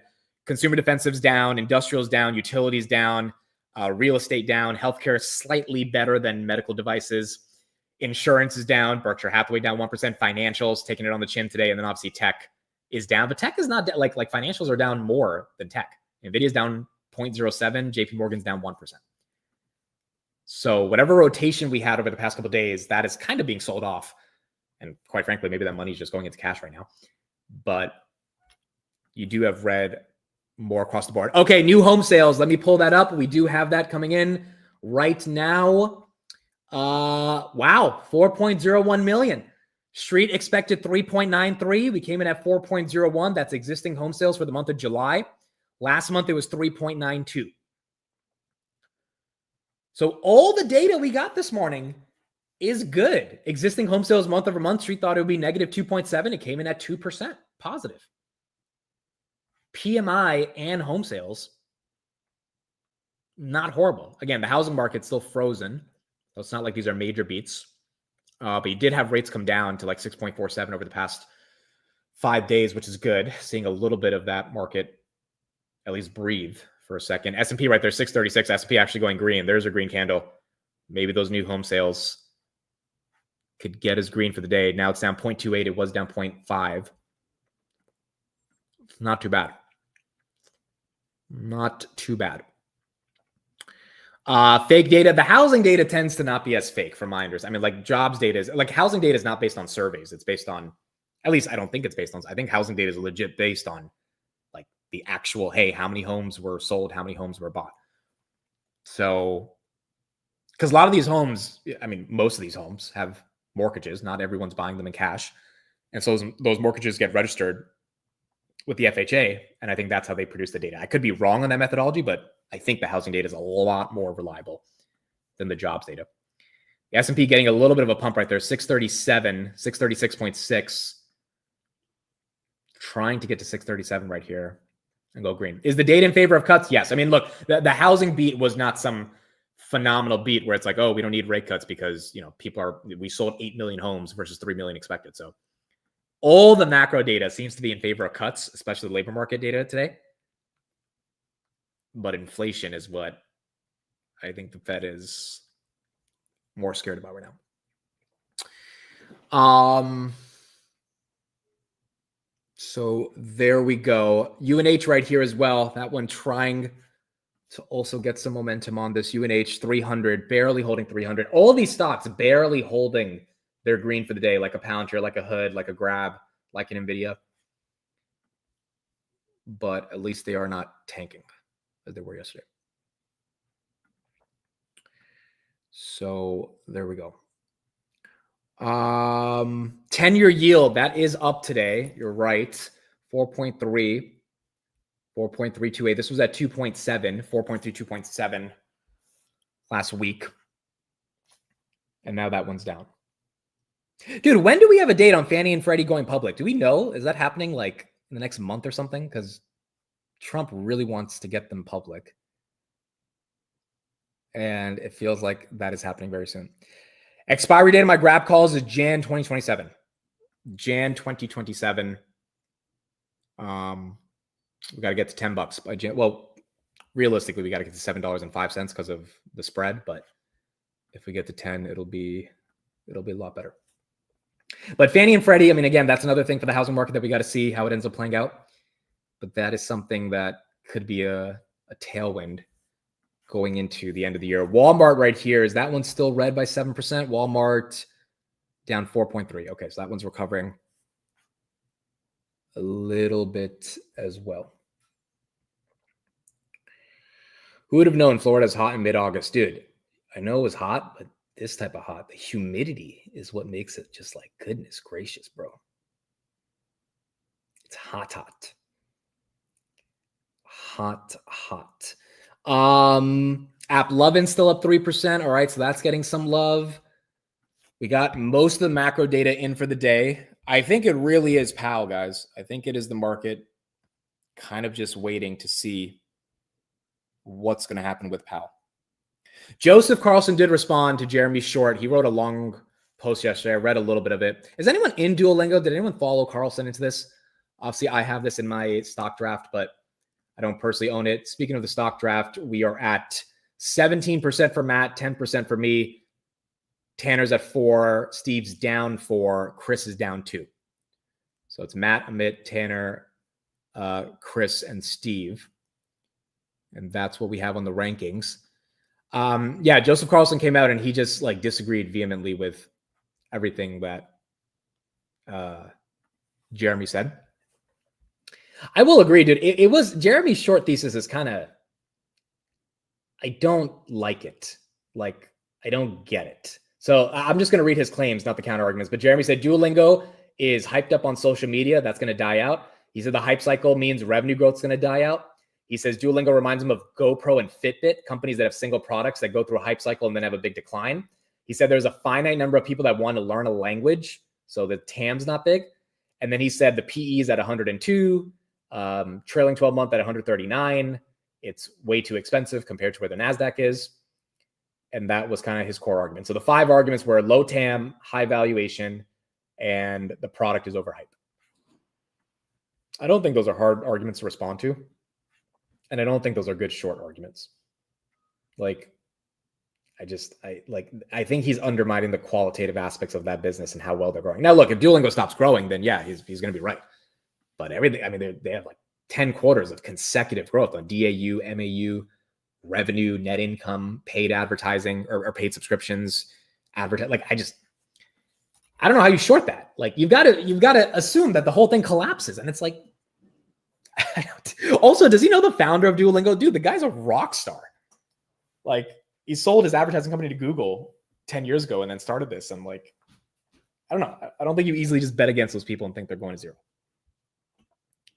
And even though I joke about language learning is not that special and not that important, like at the end of the day, there is a market for language learning. Like, I'm not going to deny that. So, and I don't need to, my opinion on it doesn't matter. If you look at Duolingo's numbers, the numbers are good. So what does my opinion matter if they're continuing to grow? So I don't know. I don't really fully agree with the short. But that is what he said. Why would you waste your time learning a language when AI will do it for you so easily in the future? So that my thesis on that is if you want to learn a language, you're going to learn a language. If you want to use AI to translate something for you, you're going to use AI to translate. Maybe if there is 500 million people that want to learn a language, 50 million of those people say, I'm just going to use AI to translate stuff and press a button on ChatGPT when someone's talking so I can hear what they're saying and then the voice on ChatGPT can respond to them. But I think the majority of people who want to learn a language, they're not just going to be using their phones to speak to people if they travel. They actually want to learn language. And that's why I think it's just not as easy to imagine that. Also, again, I think AI is a tailwind for Duolingo. I think they're going to use AI to make people easily learn language, which is why it's less of a headwind and more of a reason why it should be effective for them. But we'll see. We'll see. I mean, maybe he's right on the short. Time is going to tell to see how this ends up playing out. Let's get an update on Bitcoin. We got Pomp on CNBC. His thoughts on the current state of the crypto markets. been more like 10, 15% drawdowns. And so what I think we're watching is a market that's maturing. Institutions are coming in. It's getting bigger. And so what you're starting to see is kind of muted volatility. And that means that people who are hoping Bitcoin is going to go to $400,000 or $500,000 in a bull market, this cycle is probably not going to happen. But also people who think that you're going to get, kind of 85, 90% drawdowns in the bear markets, that's probably not going to happen either. Okay, so if neither of those things are happening, maybe it looks a little bit more like what you've always said, gold. Well, I think that Bitcoin has gone from a contrarian trade to consensus trade. And in order to do that, you need it to become less volatile. Because for institutions, what they want is they want something that is more volatile than the assets they hold, but they can't have something that is going up, hundreds of percent and down 90%. And they have to constantly report kind of a mark to market. And so what I think you're watching here is just the maturation of this asset. And then what I also think is pretty interesting is the holder base is rotating. And so you went from kind of a pure retail audience that, frankly, is subject to fear and greed to now you have a lot of institutions that in public companies, they're not going to sell. You have the ETFs, they're likely going to act very differently. And so I think that this is all kind of natural and a good sign for Bitcoin in the long run. What do you think the floor is from where we are right now? And what do you think the upside is, given that, as you said, a lot of folks who come on our broadcast, Kathy Wood and others, who would tell you that, she thinks this is supposed to get to 500,000 or $1 million a coin. Zero and infinity. Yeah. Okay. Well, I think that Bitcoin will definitely go to $1 million at some point in the future. I just think this cycle, right, it's very unlikely that it's going to go to $1 million. And so what is the floor? I don't know, right? What I do know is right now at $112,000, $113,000, it's pretty oversold. And so I would expect that you have two things lining up. You've got kind of the overselling of Bitcoin, and you're headed into kind of September, October, which is usually a pretty good time, especially if it is the year after a halving. But also, if you look at like the VIX seasonality chart, usually right about now, you'll start to see the VIX really start to kind of move upwards, and we get a lot more volatility. And so I just think that it's August. People are on vacation. They're tired. They're, not paying attention, and things kind of just draw down. And starting in September, we should see Bitcoin kind of come back alive again. Because of what, though? Well, I think there is kind of a simple thing of just like people are in front of their screens in September. They're not in front of their screen in August. And so people are buying and being more active. But also, I think that you've got a lot of speculation on a Fed interest rate cut. I think you've got a lot of the people who raised capital for these Bitcoin treasury companies that are going to start buying in kind of late August, early September. And then I also think that if people believe that the end of Q3 and the beginning of Q4 is a good time for Bitcoin, people start to act in a way that makes the folks that are selling, you think are selling for what reason? And the reason I'm asking that is I've heard from a bunch of people who have actually sold some Bitcoin, moved it into Ethereum. That actually has been one trade for some folks. There's another trade among sort of folks who are interested in blockchain, but not necessarily Bitcoin per se, who've actually bought into Circle, for example, publicly traded company that sells stablecoin, that it's a stablecoin business. Do you see people moving from one place to the other? Well, some people are definitely doing it. I don't know if I would suggest people do that. The whole blockchain, not Bitcoin, is kind of like a 2016, 2017 viewpoint. I think that's been pretty much disproven that Bitcoin is the king. It's been the king. It's going to remain the king. But on top of that, I do think that there's a lot more opportunities for people to play this. And what you are getting is you're getting capital markets where people are optimizing for different things. Some people want yield. Some people want infrastructure. Some people want the actual underlying asset, Bitcoin itself. And so I think that you're going to get fracturing of capital, which again leads to that muted volatility. In terms of ETFs, what kind of volume are you seeing going there? Look, I think Pomp is undermining the fact that there are people that are getting more excited about Ethereum as well. I mean, like, I did a poll yesterday in the chat, and I was like, how many of you guys are leaving Saylor for Tom Lee? And it was like 60-40. I expected it to be way lower than that, but like, there's a decent amount of you saying, yeah, I'm selling my MSTR. I'm going into BMNR. It's just a little bit more exciting right now. So it's not bearish Bitcoin or anything, but it just means short term, the reason this trade might not be as exciting to some people is because of Ethereum. Ironically, Ethereum, I still think, is not going to outperform Bitcoin unless Bitcoin goes up. Like it would be quite magical to see Ethereum pump and Bitcoin not, because they trade so closely together. Now, Bitcoin's been pumping and Ethereum hasn't been pumping over the past year. So maybe that's the catch-up trade where Ethereum gets to like 10,000, even if Bitcoin stays stuck at 120. But usually when an alternative asset like an Ethereum, Solana, XRP runs, it's because of a Bitcoin run as well, which we're going to have to see if that ends up playing out. 106.69 on Hoodie. Is Open Door pumping? By the way, Open Door up 6%. If you guys were on the market close, you saw some of my analysis on this, but Eric Jackson, which again, I'm not the biggest fan of his Open Door thesis. I don't have anything against the guy personally. He tweeted at Vlad yesterday of, can I get a gold card? And Vlad responded. And he said, we'll be in touch. And then he got a gold card. And then after getting the gold card, literally this happened within like 24 hours. He tweeted, and the gist of his tweet was like, every Open Door shareholder should respect Vlad Tenev and Robinhood for what he built since the stock fell to $5 and now it's at 100. And you should be, buying your Open Door stock on Robinhood's app. Like that's like almost literally what the guy said. I mean, it was a hell of an endorsement. And the reason he put out that endorsement is because I think he sees Open Door as a Robinhood in 2023, where Robinhood was in the gutter, no one believed in it, and then Robinhood 10x'd. And he's thinking, hey, could Open Door do that as well? Now, the more underlying argument here is Vlad is freaking smart. Because Vlad said, you know what? Let's tap into this Open Door excitement. In my opinion, S&P, by the way, almost going green, 90 cents away from going green. I think there's a lot of Open Door volume happening on Robinhood, options and stock. And I think Vlad's like, hey, I want this volume to continue happening on our platform. Let's say Open Door does 10x, anything's possible. You don't want the Open Door community feeling afraid that Robinhood would take away the buy button if Open Door is the pseudo new GameStop, which that fear probably exists for a lot of people, just given Robinhood's history with GameStop. I think Vlad made a very smart chess move yesterday. He said, let me make the relationship between the Open Door community and Robinhood by tapping into the biggest Open Door influencer positive. And it looks like the relationship is not too bad right now. Vlad is the real AGI. There's a genius move. Absolutely genius move. Like, I've learned as I've gotten older, one of the ways to be successful in just life is you need to have good relationships. You need to be likable. People need to want to talk to you. People want to be able to like go get a coffee with you, get a dinner, be on the phone with you. And if you can't have that level of interest, and if you're not able to reciprocate the level of communication skills that are necessary to get other people to care about you, you don't have anything. Like it's really not what you know, it's who you know. And I think Vlad's like, dude, I don't know if Vlad respects Open Door as a stock personally, but he definitely respects the fact that people are trading it on his platform because he's making a lot of money in the transaction volumes. And so you keep a good relationship with that community. And that's what he did. So all he did was respond to a tweet. I think you completely missed the point. Why did he respond to Eric Jackson's tweet about getting a gold card? There's 3 million people on the gold card waiting list. You just tell me he happens to respond to the biggest Open Door influencer to get him a card overnight? No, like obviously it was strategic to make sure that that community thinks highly of Robinhood, and you need the ringleader of the community to get the community to think of Robinhood in the right way. I think that's why he did it. So I just think that's obvious, bro. I think it was a good chess move.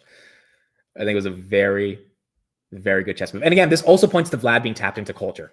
Like you got to be in the zeitgeist of culture. You got to be able to see what people are talking about. You got to be able to know who are the people in certain niches that you need to do. This is why Vlad does like 17 different podcasts a month. He tries to tap into different audiences, different communities. And I think that's just priceless as a CEO when you're essentially building your strategic alliances across the entire world. Micron right here, that one goes green. The quantum names are still down a little bit. Coinbase 303, Adobe 351, Salesforce, that's down 1%, Celsius down 0.5%, then CrowdStrike, that one as well is down 0.5%. Open Door just up 6%. Neo is going green. Neo, wow, that's up 7%. And Ethereum just went green as well, 43.17. It's up 0.17, but that is green. UNH as well is green. S&P really close to going green, bro. 40 cents away. Let's see if she can do it. Where's Palantir? Are we still red? Palantir is 155. Palantir is flat all day. Palantir's been flat all day, but at least it's not tanking like it was yesterday. Dude, what do you guys think happened at 142? When it fell to 142, what do you guys think algo stepped in? Do you think institutions stepped in? Do you think retail stepped in? Because like it was a hell of a reversal. And look, you could say, oh, everything bottomed at 11 a.m. and that's when Palantir bottomed. Yeah, but Palantir recovered. Like bottoming is one thing, but then the recovery means you need buyers. It could have, stayed stuck at 144, and that would have been like the pain for the day. But it broke even by the end of the night, and I was like, goodness, dude. Shorts covered, whales, algos. I feel like it was algos and retail. I don't know if institutions said, okay, 140, this is our opportunity. Maybe some of them, but 142 is the perfect technical level on the 0.382 fib. Okay, that's fair as well. I mean, obviously from a technical perspective, you got a lot of these stocks that did hit certain levels. Yes, like even AMD at 158. I mean, that had that was exactly where it was right after earnings. Bounced literally right off that level. There you go. Look at that. Bounced right off that level, just like it did 2 weeks ago. And then it recovered to 164. Now it's not 180, but at least it's not in the low 150s. Open door 340, that's up 6, and then S&P very close to trying to go green. Mr. Pudgy says, it was me, admit, I bought Palantir 142. I saved the market. Mr. Pudgy, we are very thankful for your pursuit of saving this market. At 142, the algo said, wait, what are we doing? Dude, we make a joke out of it, but I feel like algos have had that moment so many times in the market where they're like, wait a second, we took it down too hard. We didn't mean to cause this big of a dip. Let's bid it back up again. Yeah, Grab fell to 490, back to 505. I mean, Tesla slightly green, Nvidia trying to get 176. Will we look back on this drop like we did in April? The thing is, was this really a drop? Outside of Palantir, which, yes, from 190 to 142, you can call that a drop. But, like, NVIDIA went from 183 to 168. I mean, back in April, NVIDIA went from, 130 to, not 130. Back in DeepSeek, it went from 140 to 85. So, on some of these names, yeah, it kind of feels April-esque. But on a lot of these names, 2-3%, is that big of a deal? The thing is September. So let me put this poll in the chat, dude. Like, I don't know what to expect because we thought August was going to be weak. It ended up not being that bad. 64%. What do we think happens in September? September, red or green? Because right now we have what? We have 9 days left of August, 10 days. The S&P on August 1st is 621. So we are still up almost 2%, roundabout, a little bit less than that. Yeah, 2.5. We're up 2.5%. If we don't lose this 2.5% in the next 10 days, we're gonna keep a green August. So then the question is, can we keep a green September? Palantir just going green, and I don't know if we can easily keep both. Is the mic bad? The mic bad? Yes, no? Hold on, let me switch. Hold on. Okay, how about now? Better? Yes? Oh, it was good before? Okay, so let me switch it back to the good mic. Let me see. Okay, let me know if this was bad. If this one's an issue. But basically, I was saying the S&P is up 2.5% in August. If we don't lose that, then the question is what happens in September? Better. Okay, cool. No, your Wi-Fi is good, bro. I might have moved the plug or something. Dude, come on the stream. Dude, I'm trying to get. Okay, he said he'll be on the market open tomorrow. Derek will be on the market open tomorrow. So. He said I'm building. All right, dude, just come say hi. They just want to say hi. Just come say hi. All right, there we go. We got him. There you go. Morning, everyone. All right, so now you're here. Now I get to ask some questions. Let's not talk about investment. I'm the worst investor ever. Yeah, but it's nice to have him in here. I'm excited to meet people this weekend as well. Yeah, he'll be at the meetup, so he'll be excited to see everybody. Dude, so what's it like living in this? Wait, it's a penthouse condo? I don't know what you call it, but it's a house. It's a house. It's an apartment. Okay, what is it like waking up and seeing? The sad thing is, it reminds me when you walked in yesterday. Like, wow.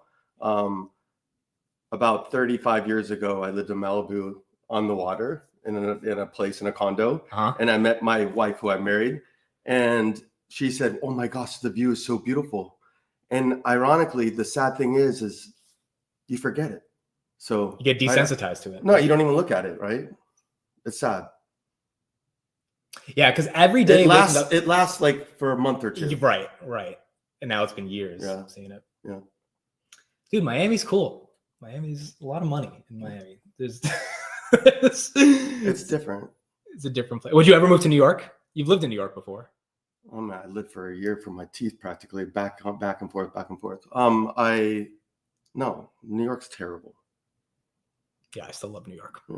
The vibe here is completely different. I've been here a decade, and I think the transformation of like what this city's done is like fucking crazy. I don't understand. Everyone has moved here. Do you think it's the taxes or it's culturally it's something? I think it was both. It's like, so it's a melting pot of just beautiful people with just like, so I think each city in Miami represents a different country. We're actually in Russia right now. Like if we go down across the street, everyone's going to be Russian or Ukrainian.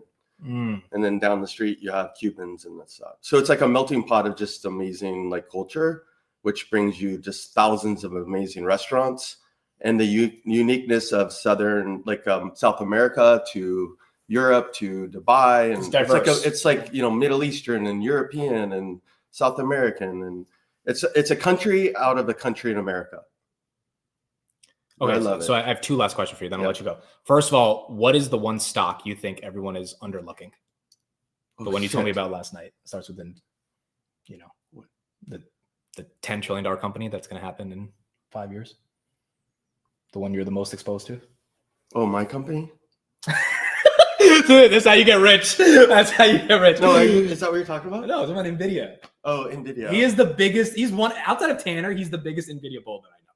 Yeah, it's actually the only thing I really like. It's the only thing I believe in because, they're selling like picks and shovels, and your viewers are much younger than me. I've seen this, guys. In 1999, 2000, I went through the internet revolution. I started my first internet company in 95. I did this. I went through the same process. And the process is you build this. I built an e-commerce platform. We were profitable from a barn in Marin County. I sold it. It actually started a public company, did a reverse merger, went public, and it crashed. Our stock went from $2 to 187 or something like that, and then it just crashed. No, but that's actually we're doing crazy. We're doing the same fucking thing again. But I lost everything. I know, right? But that to go from 2 to 180, not being able to sell. No, but you can't sell. It's stupid. But emotionally, seeing that happen has to be. All I'm saying is this: we have so many fucking companies. There are tens of thousands of startups right now. Yeah. And a lot of people know I started a company 7 months ago. And I'm scared to death because what I'm building is it's possible we can get passed up and no one even knows what we're building. But yeah, we're gonna see it's gonna be carnage for sure. I think the number one company in the world and will be OpenAI. I think it's $100 trillion company. Yeah, ChatGPT and him are all day. No, and I think that's no. The only reason why is because we're gonna get to billions of users, and Sam is he's the devil, but he's playing this he's playing this game better than anyone. No one trusts him and whatnot. But there's Tanner. He agrees with you. Yeah. So I think that but I think we see this it's interesting. We sat on the couch 2 a.m. and my ChatGPT knows everything about me. And when they start shipping robots, in which they will start doing, they started in robotics before LLMs. You know that, right? Yeah. And they're going to go right back to it. They're going to figure it out. Whatever Johnny Ives built or whatever they bought, it's going to be in everyone's home. And I just think that yeah. Okay, so NVIDIA, OpenAI, and then no, I'm just saying NVIDIA's selling picks to the tens of thousands of companies, right? But we'll see this. It's cyclical. By the way, no one taking my advice. I'm the worst investor ever. I call early on markets, but I have no gut. I sell everything because I get scared. He's the opposite of Triple V. He just doesn't hold. Yeah, I just told Triple V I'm the worst investor ever. I think NVIDIA I think the market's gonna take it cooler, right? It's gonna go down, but NVIDIA it's going to continue. So I think when robotics kicks in, we're going to have millions or billions of robots, right? And they're all going to buy NVIDIA chips. Yep. Okay, so NVIDIA, OpenAI, and then the other startup you're invested in that you got me invested in, you think that company is the company of the future as well? Figure? Yes. 100%. Derek invested when they were a $70 million company. The company is worth $40 billion now. So I think from that perspective, like I think when you invest in like startups, you invest in not the idea, you invest in the founder. Brett, for some reason, everyone hates him. I think that he is a unique, fucking amazing human. And I think, I think this.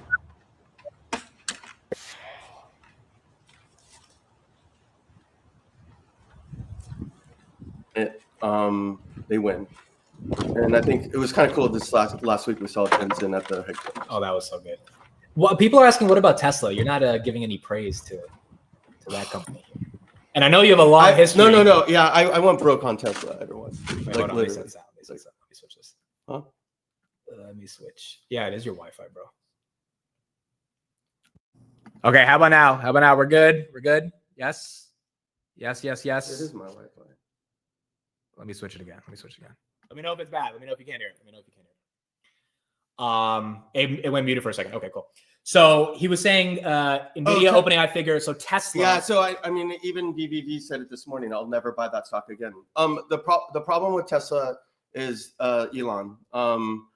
He's involved with everyone. From politics to this to that, and you can't I believe do you see Carp or anyone like you see like these founder-led companies that are just quiet about what their opinions are? I think if your opinions are open, then you can destroy your company. And at the end of the day, do I think Tesla will be one of the largest companies in the world? I can't gut it myself. I'm a wimp. So you wouldn't bet. But I'm older, right? Like if I like my kids, I tell them buy stock and like buy Tesla, buy NVIDIA, buy this, buy that. I mean, my daughter, who's 19 years old, changed her life in these, Palantir or Hood, and these little amounts have turned into mass amounts. But like same with Tesla, we're probably 15, 10 years out to where they want it. So you wouldn't bet against it, but you don't have the stomach to hold it. Exactly. Right. Yeah. That's fair. That is fair. What about Hood? People would love to know your thoughts on that one. I think Hood's a $200-300 billion company. Yeah. Easy. Derek invested in Hood around like $17, so he like last year. I think you got me into a lot less, but I like again, I sell because I'm like Steve. I'm old school where I look at actually PE ratio. I sold all my Palantir because I think we all got into it at $26 billion at $6, $7, $8 or whatever, and I rode that in and out. VVV. Held in and he's still holding on. Like there's conviction, yes, but then there's like I don't know. Like I'm the worst investor ever, but I can call it like Bitcoin is probably the best asset to anyone ever buy. Like for sure, because of the scarcity. But I can't hold the gut of the move of it because I know like with Bitcoin you buy 500 days before halving and you sell 500 days after. And guess what? We're at the 500 days selling. So, but yes, my mom has it in her 401k. She never had that like 4 years ago. So I don't know. They're spamming Rocket Lab. Do you have any thoughts on that? Or space in general? You think it's exciting to invest in, or? Yeah, I mean these are not moonshots. This is the future, but they're long-term holds, right? Like it's because when transportation actually decreases, which actually Tesla or SpaceX is actually approving. It's gonna lower the barrier to entry for sure. It's similar to like I think DeepSeek or this R1 fundamentally changed like AI. It wasn't OpenAI. I think OpenAI opened the door, but SpaceX has actually opened the door for other companies to actually figure out how to cost effectively, explore into space for sure. Tell them how deep you're into Grab and how much you love my pick. Terrible. Dude, he bought 100,000 shares at 450. I was like, dude, Grab. And he's like, why do I still hold this shit? He was like, why do I was like, dude, just give it a year. Give it a year. And we'll see if that one plays out. Okay, last question for you. See, I knew if I got him, I would get him all these questions. All right, this is the last question. How does someone get wealthy and maintain their wealth? Don't ask me. How does someone? There's only two ways to get wealthy. Either you inherit, or you gamble for it,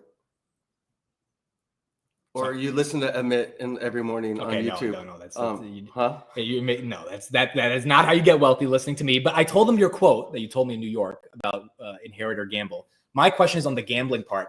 Can you give a little bit of a because, dude, like honestly, you've made it in life at a level that on paper, yes. But like the point is, and you've done it in a humble way, which is why I respect you so much. You're not a dick about how wealthy and successful you are. And my question is, how did you remain humble, and how did you actually acquire those assets to keep it to the point where you are today? On paper, yes. Like, is there a mental framework you can give to everyone, even if it's a couple sentences of just the mindset that's necessary? I'm still learning every day. VVV taught me. He's been the biggest mentor in my life. If you're living at $100 a month income, let's just give you an example, and you start making money, don't change that fucking. You can continue to live at that $100 a month. Don't let it affect you. Money's only a tool to make more. And I think there's a difference between diversification and going all in. Going all in on something like that, that's a gamble. But once you do it, you got to retract. And you got to think smart. That's the only advice I can give. But I learned that I'm learning every day. This last year was really tough for me. I think the learning every day itself is advice, because you know, that's the definition of how to get richer and wealthier. Like, you keep learning. You don't rest on your laurels, right? And I think living within your means. You have to stop gambling. Yeah. And I never stopped. Like this, I mean, I don't even want to talk about it, but this year took me out hard. Once you gamble for it or you inherit it, you can't continue to gamble for it. Yeah. And you have to have gut. You have to have pure grit. And I think for most people, like you have to make investments with passion, conviction, and you don't like refresh. Yeah. And I think the refreshing is all a mental state of like that's where you make bad decisions. And I'm one of those guys that make a bad decision. This year, I went through some pretty gnarly stuff. And actually, I'm a spit image of my father to a T. Like, our DNA is 100%. I grew up in Silicon Valley. He's a startup guy in the largest companies in the world. Like MMI, which is AMD today, he was like number 3 guy. And this year was hard when the market crashed in April. Yeah. And I called my dad the next day. And I said, Dad, I have a problem. And he goes, are you fucking kidding me? He goes, your mom took my passwords away when they invented passwords. Like, they don't even let me. And so my encouragement to anyone is like, if you're investing, you invest, right? Don't gamble. Hey guys, when I had a friend who was down 90 million in April, there you go. Like, but like being able to be that down and have the stomach for it. Someone asked that was BBB. Oh yeah, that was triple B, but you were down a decent amount too. But someone also asked this as well, which I think is the volatility. How do you navigate that mentally? Not only in the stock market. I want to jump off that fucking thing.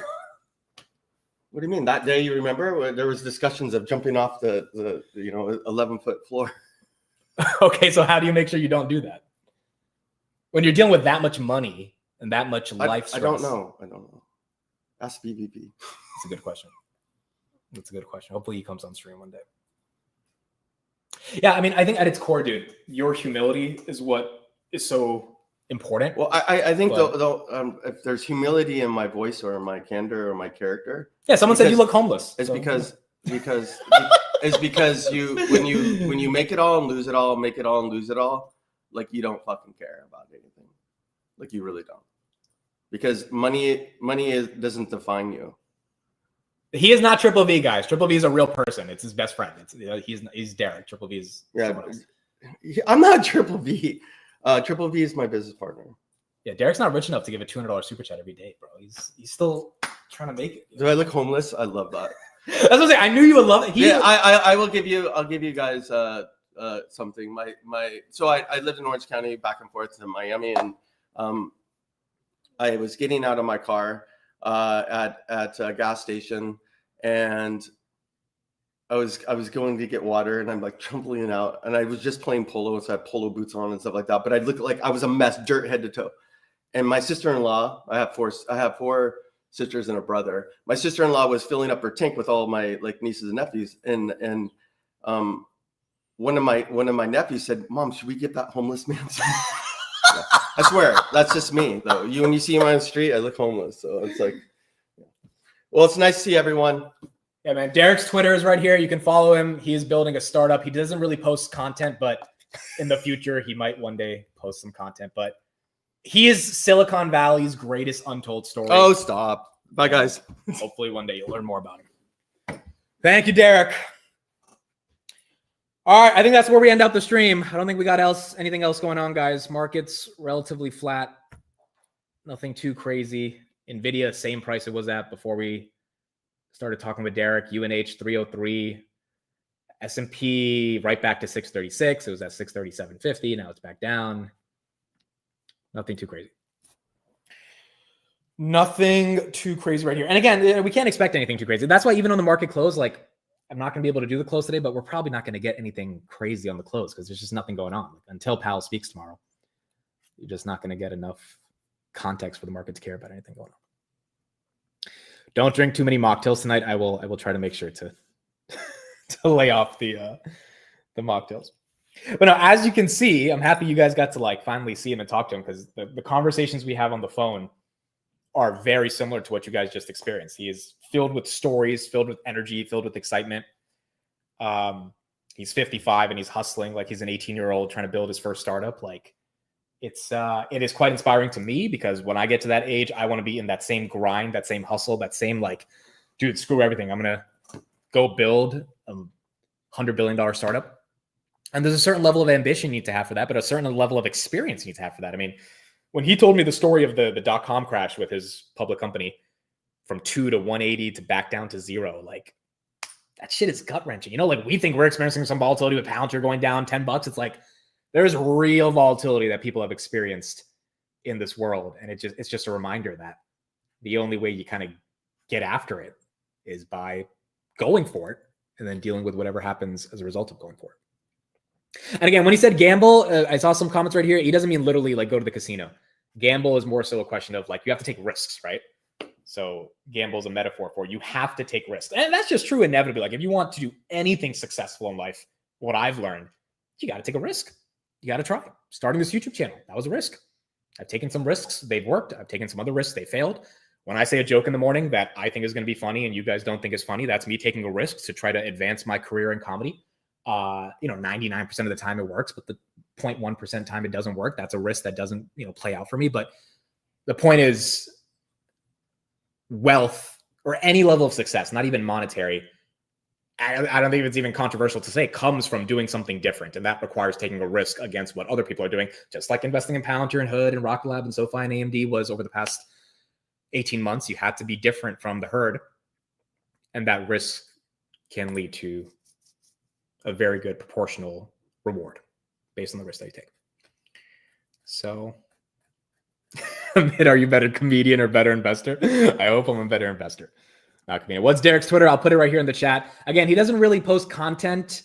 I want him to post more content because I feel like the world should know who he is. But he also has a lot of other real life startup things to worry about every day. Also, yeah, his ex did get hacked like 2 months ago.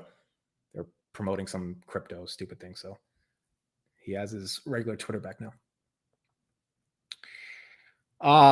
The 90 million did he hold? That was Triple V. That was not Derek, but I don't know how much Derek was down. Yeah, Vlad held on. Dude, it is what it is. His name is Vlad. His name is actually Vlad. If there was any time we were going to say it, it might as well be now. Triple V is Vlad. Now, I know as soon as I say that, you guys are going to think it's Vlad Tenet from Robinhood. It is not Vlad Tenet from Robinhood.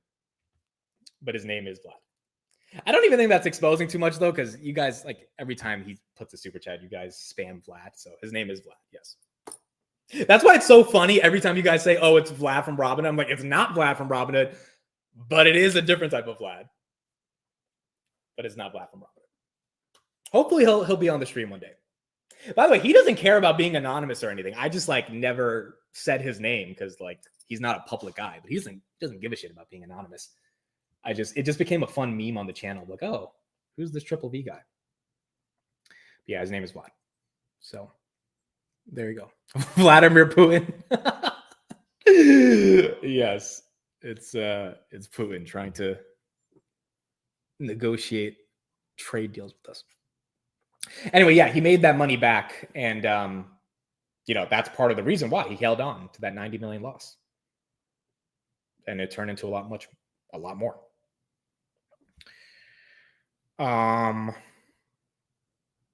So I think the story there is like you just hold on in the midst of the volatility, and you keep going no matter what. Thoughts on CoreWeave? Again, I don't like it because the insiders are selling, so I would just stay away for now. Also, I don't like anything right here before Powell talks. I don't like anything before Powell talks, so we're going to see what Powell says on Friday, which is literally tomorrow. All right, guys, I think that's it. I think that is it.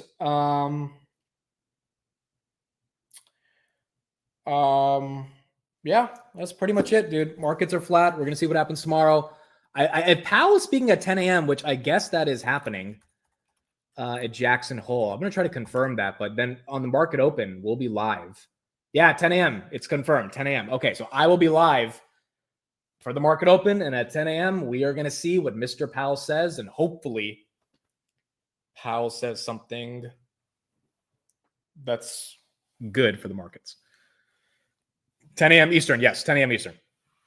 10 a.m. Eastern. And we're going to see how this ends up playing out. All right, word of the day. What do we have on word of the day? Dude, as soon as I saw this, it looked like Aristotle, which is a philosopher. But this is not Aristotle. But it looks like Aristotle. Riposte. If it had an L, it would be ripostal. And then it would be similar. Riposte. Of course. Why not? Why not riposte be riposte? Why not the I sound like an E? Of course. Why? Like this is just. Of course. This is the nature of how pronunciation happens, right? On this channel, that's just like I don't know if you guys saw this word and thought it was a re versus a rye, but I'm like 10 for 10 on messing up on the smallest syllable, and I don't get why. A quick or sharp return in speech or action. The new attendees' riposte turned a dull meeting into a lively debate. The student offered a very riposte instead of an apology. A quick, sharp return in speech or action. Okay. That is what you got on the word. Dude, I'm not trolling. I wish I was trolling. I really wish. This is a common word. I'm 0 for 4 this week. I have never heard of this word before. Riposte. Dude, I've never heard of it. Wait, did I say weary wrong? Dude, hold on. The student offered a weary riposte instead of an apology. Don't tell me, what does W-R-Y sound like? What does that word even mean? But why are they using complicated words inside of the freaking... Rye. See, I'm like... So you're telling me repost is not riposte, it's repost. And then weary is the actual rye that I was looking for versus on the rye post, which is actually repost. Rye. This is like, I can't make this up, bro. No, now I'm not trolling. Dude, I cannot make this up. Like, I actually cannot. The rye I was looking for was in the definition or the sentence of the example of the word. That was actually an E. Yeah, it's 0 for 5. 0 for 5. Debate champion, by the way. Debate champion. Yeah, I need Duolingo for English. So there we go. All right, folks. That's it. I'll be back tomorrow in the market open. For those that are showing up to the Miami meetup again Saturday, I will see you guys. Very, very excited to talk to everybody and see everybody there. Should be a fun time. It should be cool. It's good. good 5-7 hours of all the people being in one spot. We'll have a professional photographer, videographer there as well. So we'll try to capture all the content. I don't think I'll be able to live stream the meetup, unfortunately, but I will try to get as much content as I can to show everybody. And we'll keep going from there. So that's it. I'm happy you guys got to meet Derek. Again, very big mentor in my life. He is one of the reasons I was able to invest in Figure early on, but also I think to me, it was just a testament of, hey, if you work really hard and you give as much as you can to the world, eventually the world recognizes that. And there's a shot that they would like to reciprocate some of the energy that you give. Again, for those that don't know Derek, the story is he watched a lot of my videos on Palantir when I barely knew what a market cap was. And, after a couple of years, he reached out and just said, hey, I think you have potential and I just want to see how that potential can manifest itself. And, past year has been obviously very crazy for me on a professional journey, but it's because of people like Derek reaching out and being really, really important mentors on that journey. So deeply, deeply, deeply appreciate the opportunity to be here. Very excited to see everybody soon going into the meetup. And again, I will be live tomorrow, not on the market close. Doesn't really look like the market close is going to do anything because everyone's waiting for Powell. But I will be live on Friday, and then we will officially have Powell speak, and hopefully Powell just says something that's not too bad for the markets. So there you go. All right, everybody. Thank you. We'll see you guys tomorrow morning on the market open. Bye, everybody. Have a good one.